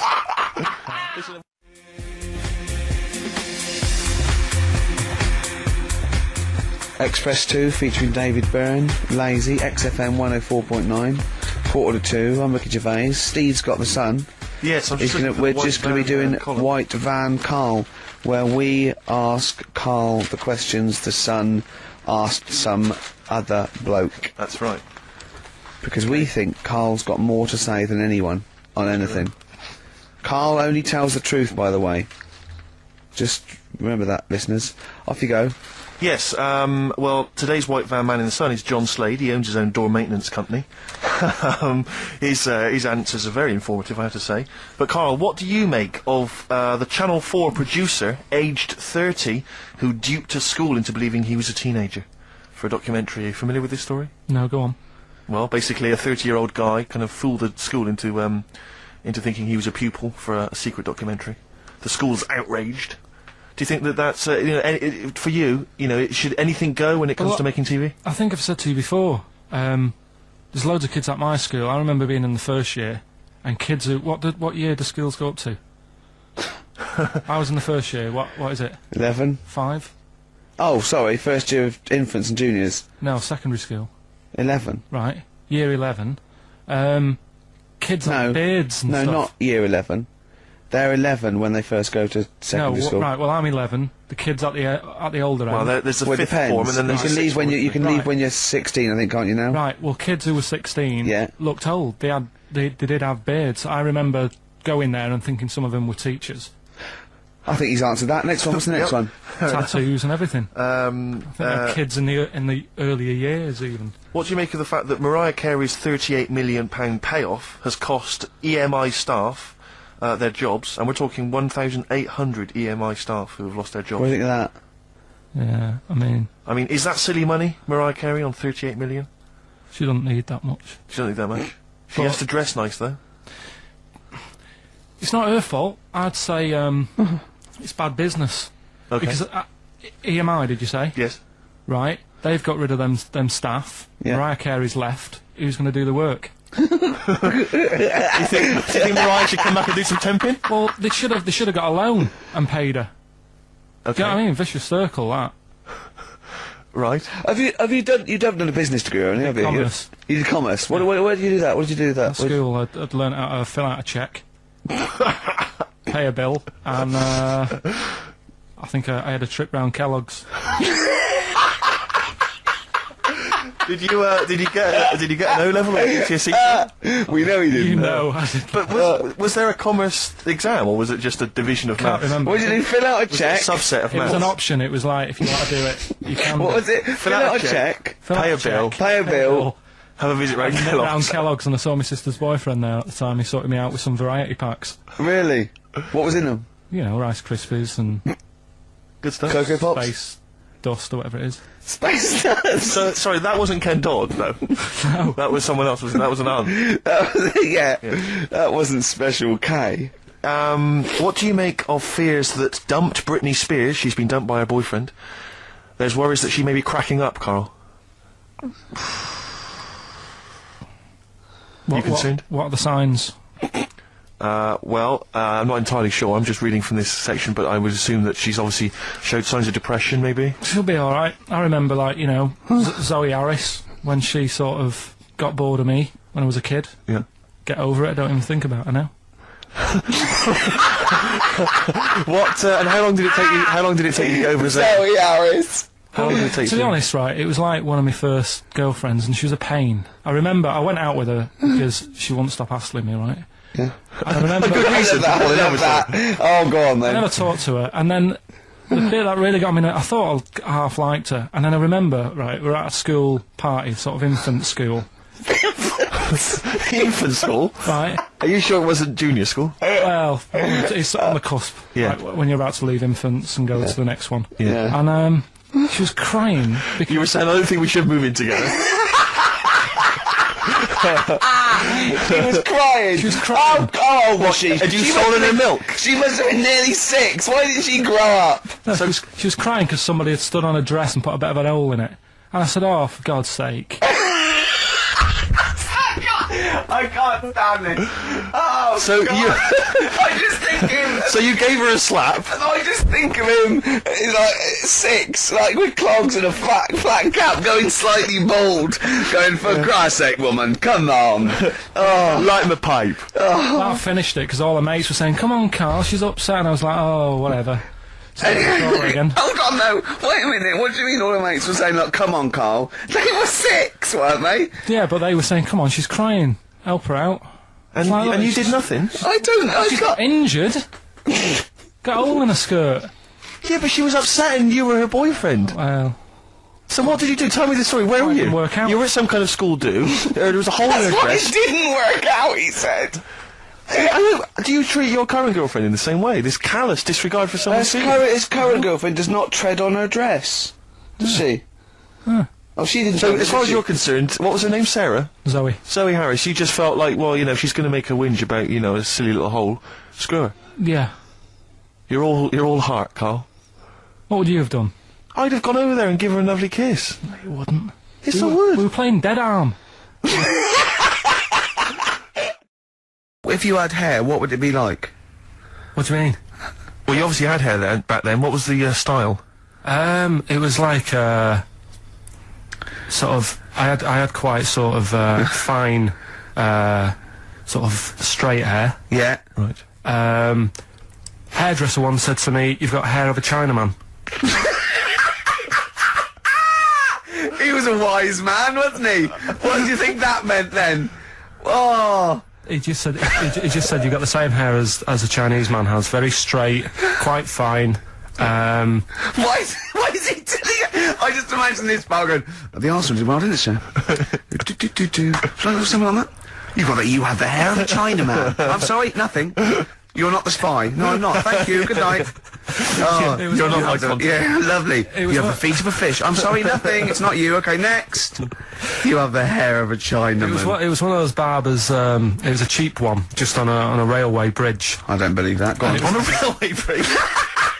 That's why it was cheap. It was very low rent, so he could charge. That wasn't the barber. That was a man with some scissors. Yeah. Did you go? Oh, have to move you there, sir. Wow.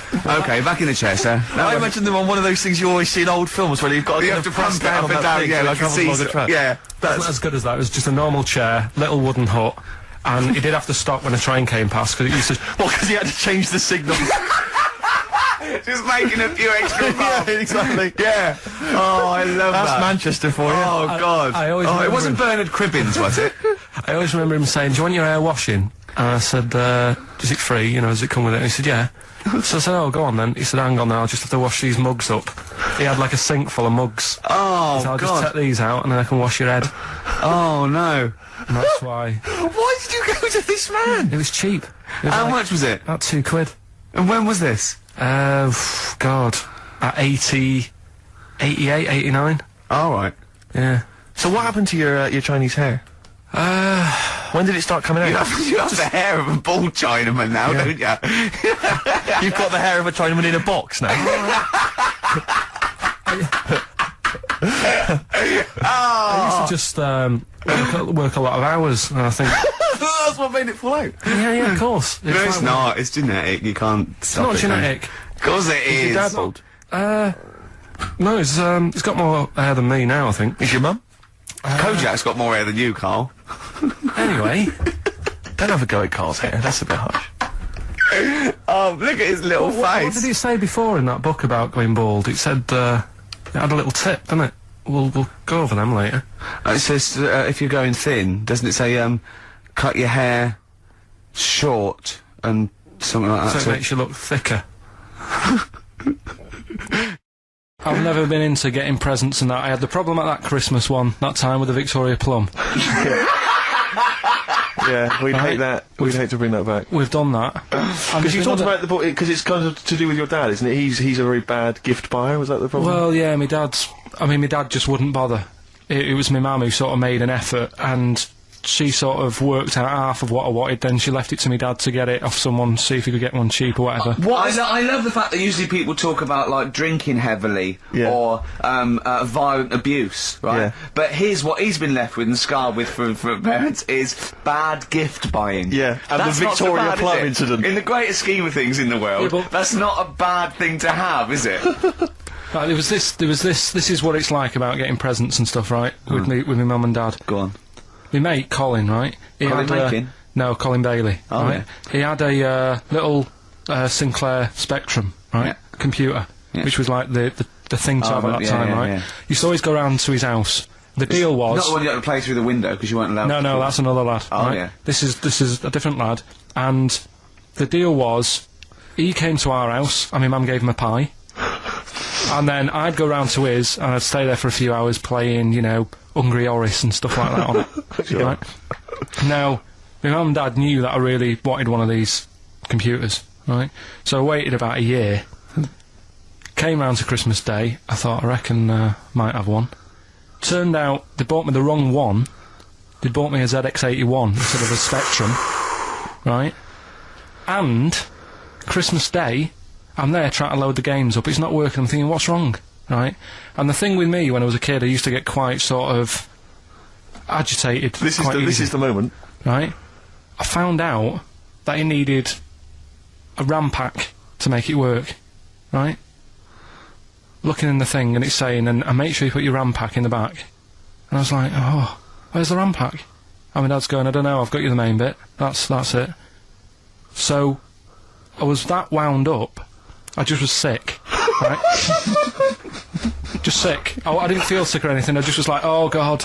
Went to the sink, just sick. Because I was that on edge about it. I said, come on, we've got to get one. And my dad's like, Tandy's shut, we're not gonna get anything today. Ruined again, Christmas Day. That was after the year when my train set got blown up by our kid. Following year, no RAM pack. And now you ask me why don't I get good presents? He's scarred. He just I'm gonna die. Honestly, I'm gonna die. It's just being sick. Yeah. There's no RAM pack. Did you get to the bottom of it? Why wasn't there a RAM pack? You have to buy them separate. Oh, okay. What do you mean I can't play Frogger? Oh no. So, wasn't there another incident when you threw up? Spontaneously threw up? Through sheer anxiety? I do get it. It's not so much now, because I've relaxed a bit, but as a kid I used to be quite on edge all the time with certain things. Do you think that's what happened to your cat that kept being sick? That it didn't get the food it wanted, and it just threw up? Do you remember that? Yeah, yeah. God, so they shaved it. Yeah, but again, you see, the cat thing, I mean, it's mad. I was thinking about it the other day, right? I used to think I had quite a normal upbringing. You didn't. Right, and someone was talking about Your mother once told you not to go to school because it was windy, Carl. It was not a normal upbringing. The cat was being sick, so she shaved it, so it was easier to clean. Right, well, my mum and dad went on holiday, right, and I stayed at the Rosses down the road. Oh, yeah. Only a kid, must have been about 5 or something, right? And, I was always running around in the house. I had a lot of energy as a kid. What the Rosses did, they had this cat that was dead violent, the most violent sort of angry cat I have ever witnessed. A tiger? It was honestly, Steve, if it was bigger it would have been, because it was just always having a go at you. Yeah. If you went to pat it on the head, it went to bite you and stuff. And what they used to do with it, to stop me running around, I'd sort of be running around, and then I'd get a bit tired, and they'd say, have a lie down on the settee. So I'd lie down on the settee and I'd nod off. And what they used to do, I'd wake up, and I'd put the cat on my belly. Right? So I'd be scared to move, because it's like it's going to get me. But it would keep you there. It kept me there, and it used to sort of slaver on me, and they'd sort of, you know, go out or whatever, and I'd be lying there. That's not normal, is it? Carl, sorry, were you created by the Brothers Grimm for one of their fairy tales? What kind of a life is that? It's something, when I was looking on the web, found something out. Go on. It's a story about a woman who had a baby. Who had a baby. What are you talking about? What? A woman who had a baby who was having a baby. It was no clearer when you repeated it. There was a woman who had a baby who had a baby. What do you mean? No, I didn't read any more into it, because I just saw that and I thought, that's weird, and then I just was thinking, oh, like, imagine the kid at school, at parents' evening. Go on. And it's like, well, your kid's pretty good, now let's have a look at your work, sort of thing. But what? Did the child have a baby? Yeah. Of course it didn't! Play record!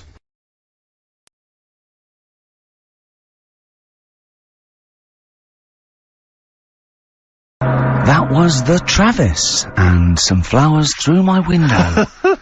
This is XFM 104.9 of a Saturday afternoon, just gone 6 minutes past 1. I'm Ricky Gervais, with me Steve Merchant. Hello there, hi, good to talk to you. Karl Pilkington is over there. Alright. Hey! Keeps it real. Yeah. Respect, Carl. Oh. Rick, I just think, you know, we want to lift off the show straight away. Yeah. Into the, stratosphere. Yeah. And, the best way to do that, it seemed to me, was to resurrect a game we used to play when we first began the show in old XFM days. Do you remember the game? Do you remember the game Make Ricky Gervais Rub me hard. Rub you hard? No. No, that was only in the pilot. We never actually did that on live. Okay, right. No, it was the game Make Ricky Gervais Laugh. Oh, I remember, We used to get people, Carl, you probably didn't hear it, we used to get people to sort of send in pictures and, jokes and stuff, and if I could make Ricky laugh on air with those he won a particular toffee. things, then they won a gift of some kind. Yeah. Anyway, a lot of emails actually saying people love your laugh, Rick. So in a sense we're giving the public what they want. They must be taking the mickey. But this is a picture I found in today's copy of The Sun, so if you're listening at home and you want to know what the picture looks like, rush out and buy a copy, only 40p. Yeah. And, It Are we amused me sponsored straight by away. the Sun? We do White Van Man. Exactly. It amused me straight away, this, because bear in mind, Right. it is one of the world's biggest rock stars. Okay. Just check out the face. Oh, that's fantastic. Look at that. Oh, that is Michael Stipe. Oh dear, with sort of like looking like, I don't know, some sort of Nazi officer. That's not libelous. That's not like, it's in your opinion, Michael Stipe, Yeah. he's outside there during the press conference Yeah. for Peter Buck's It's not a good picture. I love R.E.M. and I love Michael Stipe. I think he's a lovely man, but that's a bad picture, isn't it? He's got big glasses on and Yeah. stubble, obviously he's got bald head. He doesn't appear to be looking at anything. He's looking right He's beyond not, like- everyone else. Can you see that, Carl? I'll tell you what he looks like. He looks like Zig, I think, from Zig and Zag. He looks like Well, he's there a you Muppet go. made of foam. Oh, lovely. Nice to see that game come back. Yeah, with a the roaring medium of success. radio. Yeah. Oh, what a good picture that is. Well, anyway, it reminded me of the game that you and I used to play in our very early days of XFM, when it was literally Make Ricky Gervais laugh. Make Ricky Gervais Laugh, which was a Loved great it. game. I think. I remember the first one. It was that fella drinking a pint of beer. Yeah. I remember yeah. the very first time. It yeah. never. I tell you what, it's you not know what great. though? Ant and Dec do it now. Do They actually. It's very similar to Make Ricky Laugh. It's called Make Ant Laugh. Interesting. So many of our great ideas have been stolen. Yeah. Or stoled. Stoled, yeah. And anyway, I was looking through the paper in the week, and there was a picture which which I think might be a Ricky Gervais, Make Ricky Gervais Laugh. I don't know. Again, obviously, it doesn't really work for the listeners at home, but I'll try and do my best to describe it. Can we stop saying my name because it's like a Dave Gorman project? Can we just stop? It's getting. They say a word often enough, it doesn't mean anything. Yeah. Let's stop saying Ricky Gervais. Well, what we're going to refer to you as. All right. Well, Make Fatty Laugh is a new game. I'm trying to get one of those squeaks of a laugh. I'm concerned because I know. I'm not a monkey. I'm not Sure, you're not a performing monkey. No, okay. I know that. Right. But anyway, let me just briefly summarise the story for those at home. Okay. The headline was Mum 48, a mother of 48 seduced boy of 14. Well, that's not funny. Not her own boy, obviously, but No, still. a neighbourhood child. I don't think it's a funny said- story so far. He said Grand Lana Allen, 48, led him upstairs and undressed to her waist, then took his trousers off. Okay, bear that in mind. This is a quote from him, right? Bear in mind, he's a 14-year-old boy. He's quite excited about this. He says, "Then we had sex. It was every boy's fantasy." All right. You're going to show me the picture of her now, aren't you? So it's a picture of her. Oh, this is not. Bear in right. mind, This is. in his okay. own words, Rick. Right. In his own words, this was every boy's fantasy. Okay. Here's the picture. It's a silent laugh. He's collapsed on the floor. I wasn't expecting. I was thinking it looked like a fat man. I was not expecting that. Oh my god. Oh god. She looks like the drummer of Iron Maiden. She looks a bit like Lemmy. But I tell you, she looks like reminds me of most. Did you see those? They've got one with a fag on as well. I know. It's just that's her with them out of makeup though. Carl, have you seen Every Boy's Fantasy? You should see. Oh god! Have a Oh, look, Carl. oh god! How old is she? 48. Oh god! Oh, 48. That's lovely.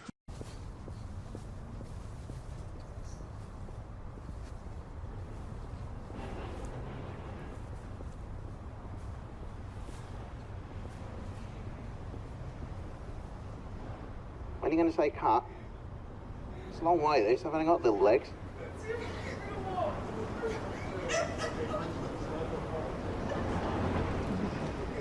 Still going! Still fucking going! It's not fair! Don't just stop! I'm gonna call Cat. Look, now you're winding me up, I'm sure you are. When it gets to the end! What are you going to do? Oh, this is ridiculous.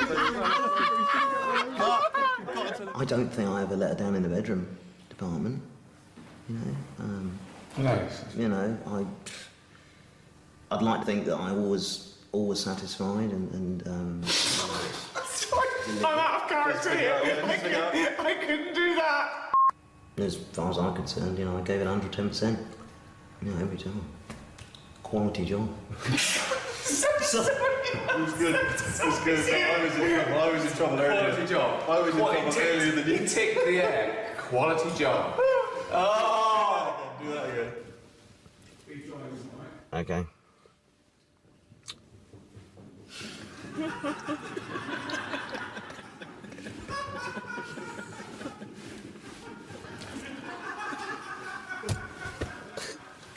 Alright, count there.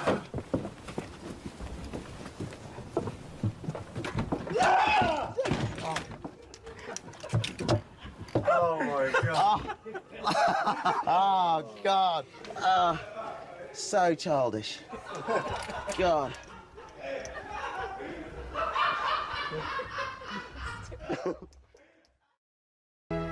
And for those of you who don't know me, and especially if we meet in the bar later, my name is Danny. Do you want a pint?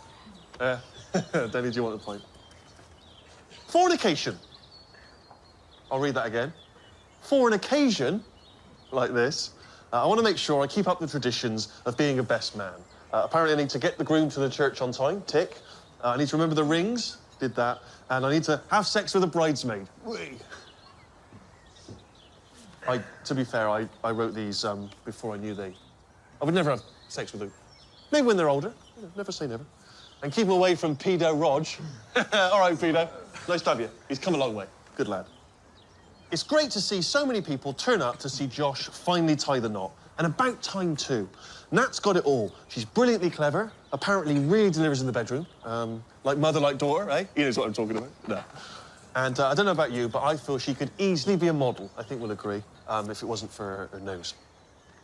When I first saw her beavering away, cooking Josh a meal, I knew she was a real catch. I've got no idea why her previous boyfriend cheated on her, but I'm glad he did. Cheers to him, wherever he may be. Probably shagging. No. Seriously, Nat, you're a real 8 out of 10, love. I mean that sincerely. And we're delighted you and Josh have found each other. So, everyone, please raise your glasses as we say a little toast to Nat and Josh. The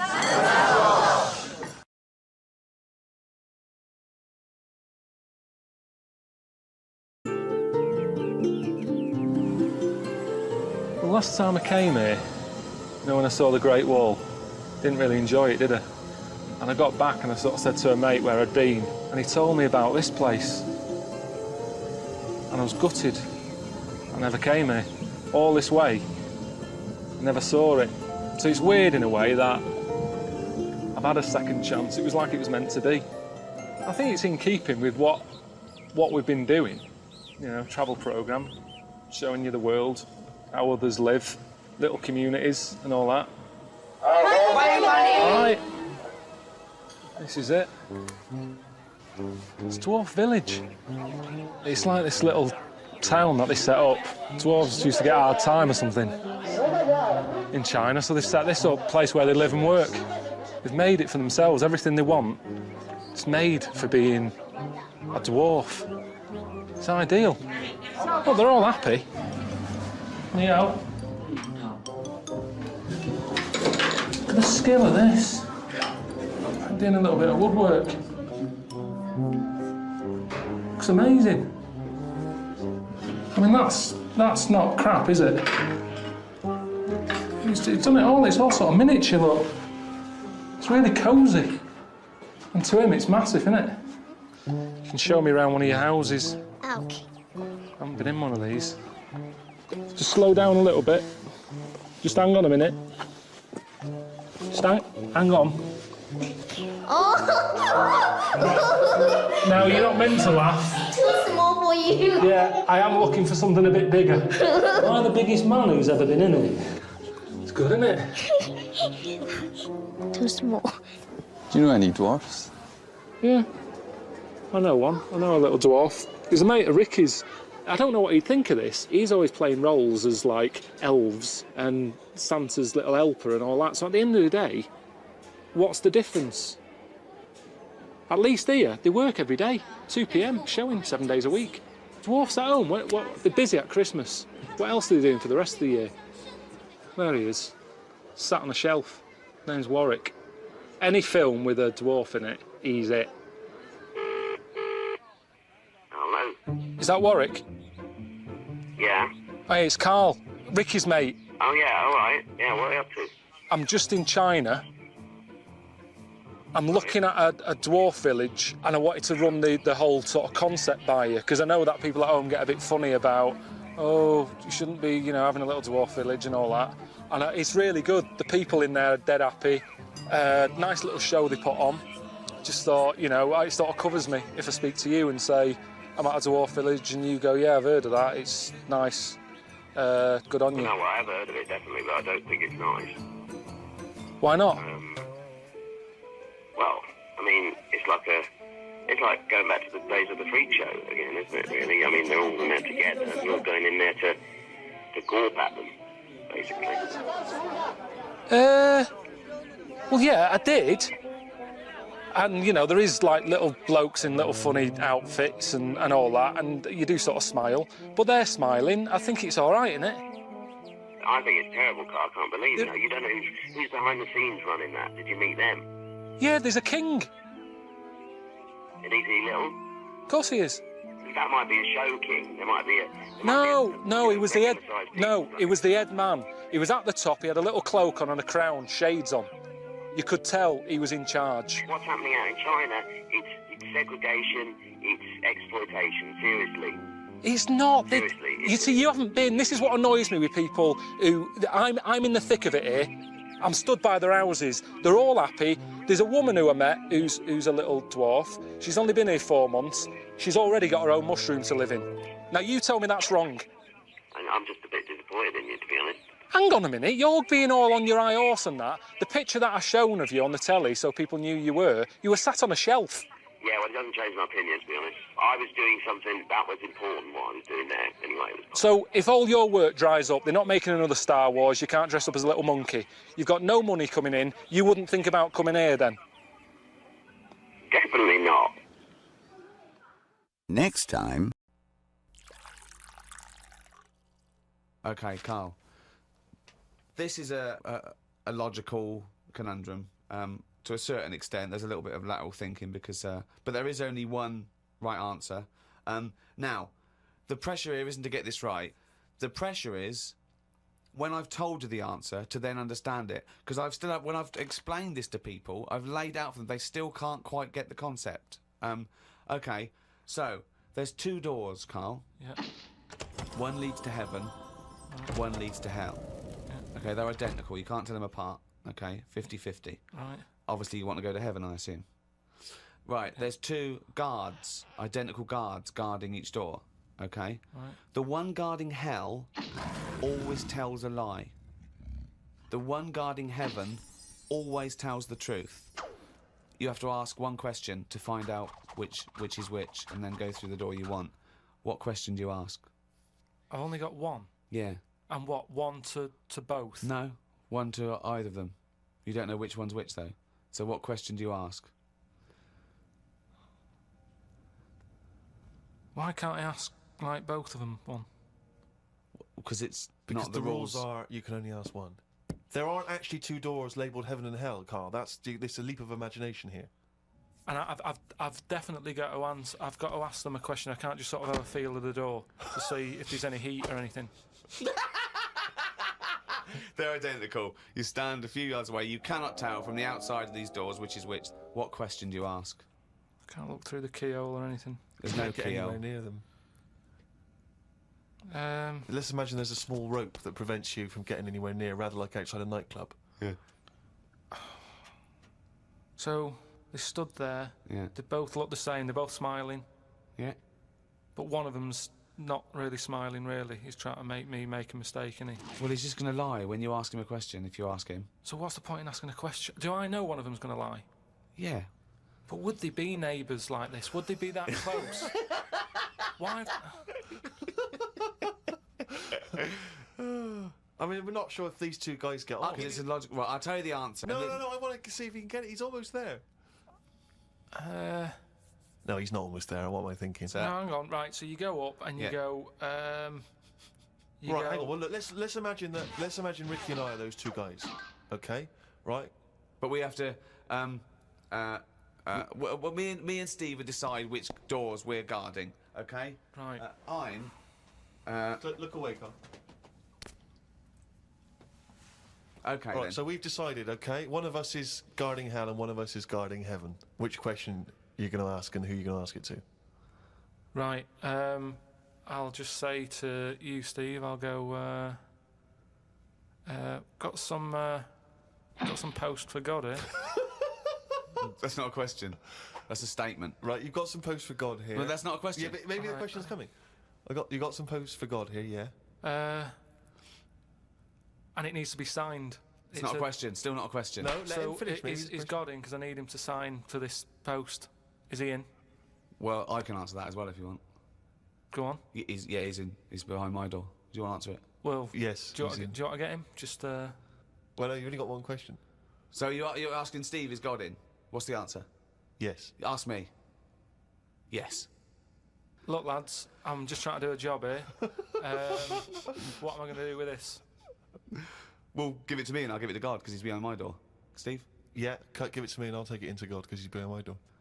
You're an idiot. Let me tell you the answer. I'm guarding hell, by the way. I'm the devil.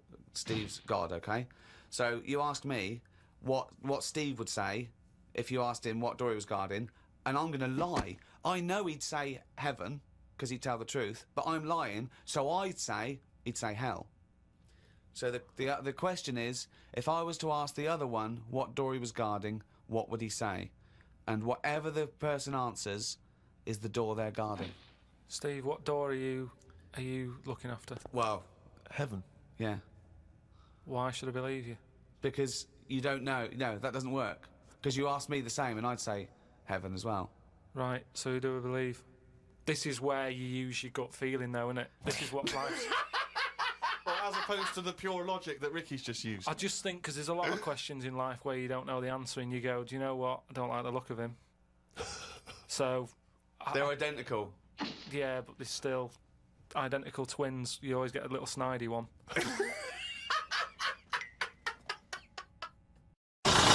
And apparently I'm going to meet one of his disciples, a fella called Davram. Oh yeah. Are you Davram? America. Davram? America. What? Are you Davram? Yes, I am. What do you mean, America? Oh, I thought you said, where did I come from? Yes, my name is Dave Ram. Davram. Okay, Yeah. brilliant.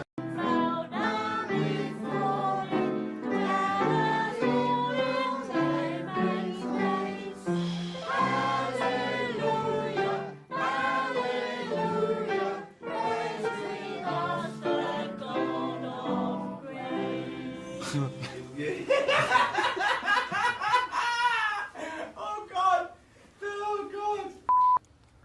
Fuck.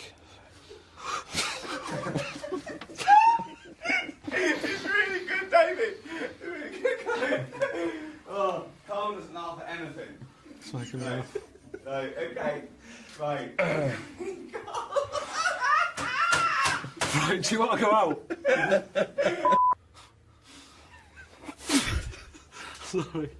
I don't know if I could do this. Fucking hell, she's looking good. See how Christian she is with a couple of these down her fucking neck.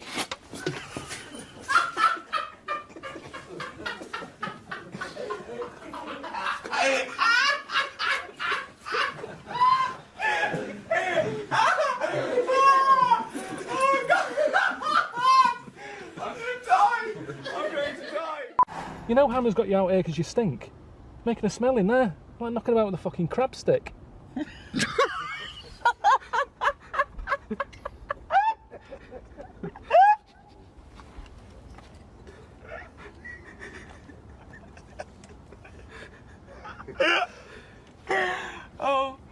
Oh. Worst style ever. Well, whose head is it?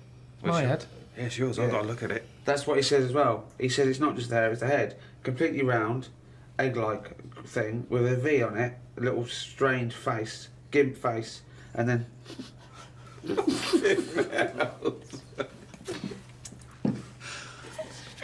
Okay, let's do it again. Don't worry about it anyway, it's nature. It's not nature, mate. It is nature. It is nature, that's exactly what it is. This bit fucked off, that bit stayed, don't worry about it. Oh, God! Oh! There's no chance!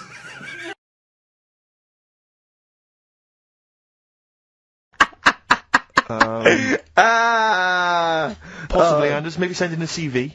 Or email a CV. He's and put a whatever. little bit of all of us in that, hasn't Exactly. he? Oh, I'll ask you if he's a goggle-eyed freak, Steve. Alright, calm down. Well, no, I didn't mean there's no need to get insulted. No, I didn't No need to necessarily get mean nasty. you, No did need I? to get nasty. Well, Also, I was thinking about that, actually, Steve. Oh, God. Just talking of the old, What? What? Talking of the what? No. Do you know, like... This better be good. No, you don't have that many girlfriends and that. What do you mean? Carl, why are we on this? I was defending you in the whole monkey discussion. Come on, what's your point? What's your point? What's your point? No, what's the point? What's the point? I just was thinking... If there was an infinite number of Steves? You're an odd-looking fella. Come on, Carl, get to the... No, you know cut I know to the quick. that. I've told you that Cut loads to of the quick. times. What do you mean, you know I know that? Well, there's no point pretending anymore. Steve, I'm flabbergasted. But also, you don't like spending money, right? He's mean and weird looking. Valentine's Day. I'm gonna. Oh. Are you sort of, you know... You've got to love him though, haven't you? What are you happier with? The fact that no girls like you enough, right? This is really mental. Or are you happy because you don't have to spend any money on a card for someone? A little from column A, a little from column B.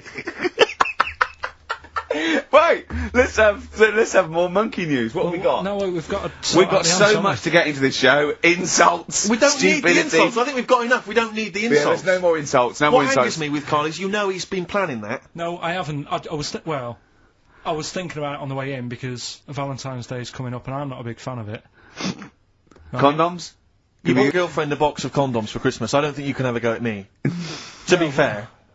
No, but I don't just treat her on Valentine's. I'm always... Do you know what I mean? You don't even treat her on Valentine's. You don't even treat her at Christmas or on her Hang birthday. on. When do you treat her? Hang on a minute. Wait a cotton picking minute there. Oh, why I order. Wait a minute. What was that? Tiffany Dog. I treat your girlfriend better than you, and I've only met her twice. I took her out last night and she enjoyed herself. Where'd you go? Until she had to write the check. Where'd you go? Where'd you go? To a chippy. A really... Play a record! To a chippy? No, a really quality one. Right. Oh, God! Under a fiver for two. Oh, cod nice lots. wrapping. Not newspaper, greaseproof paper. And bread. And bread.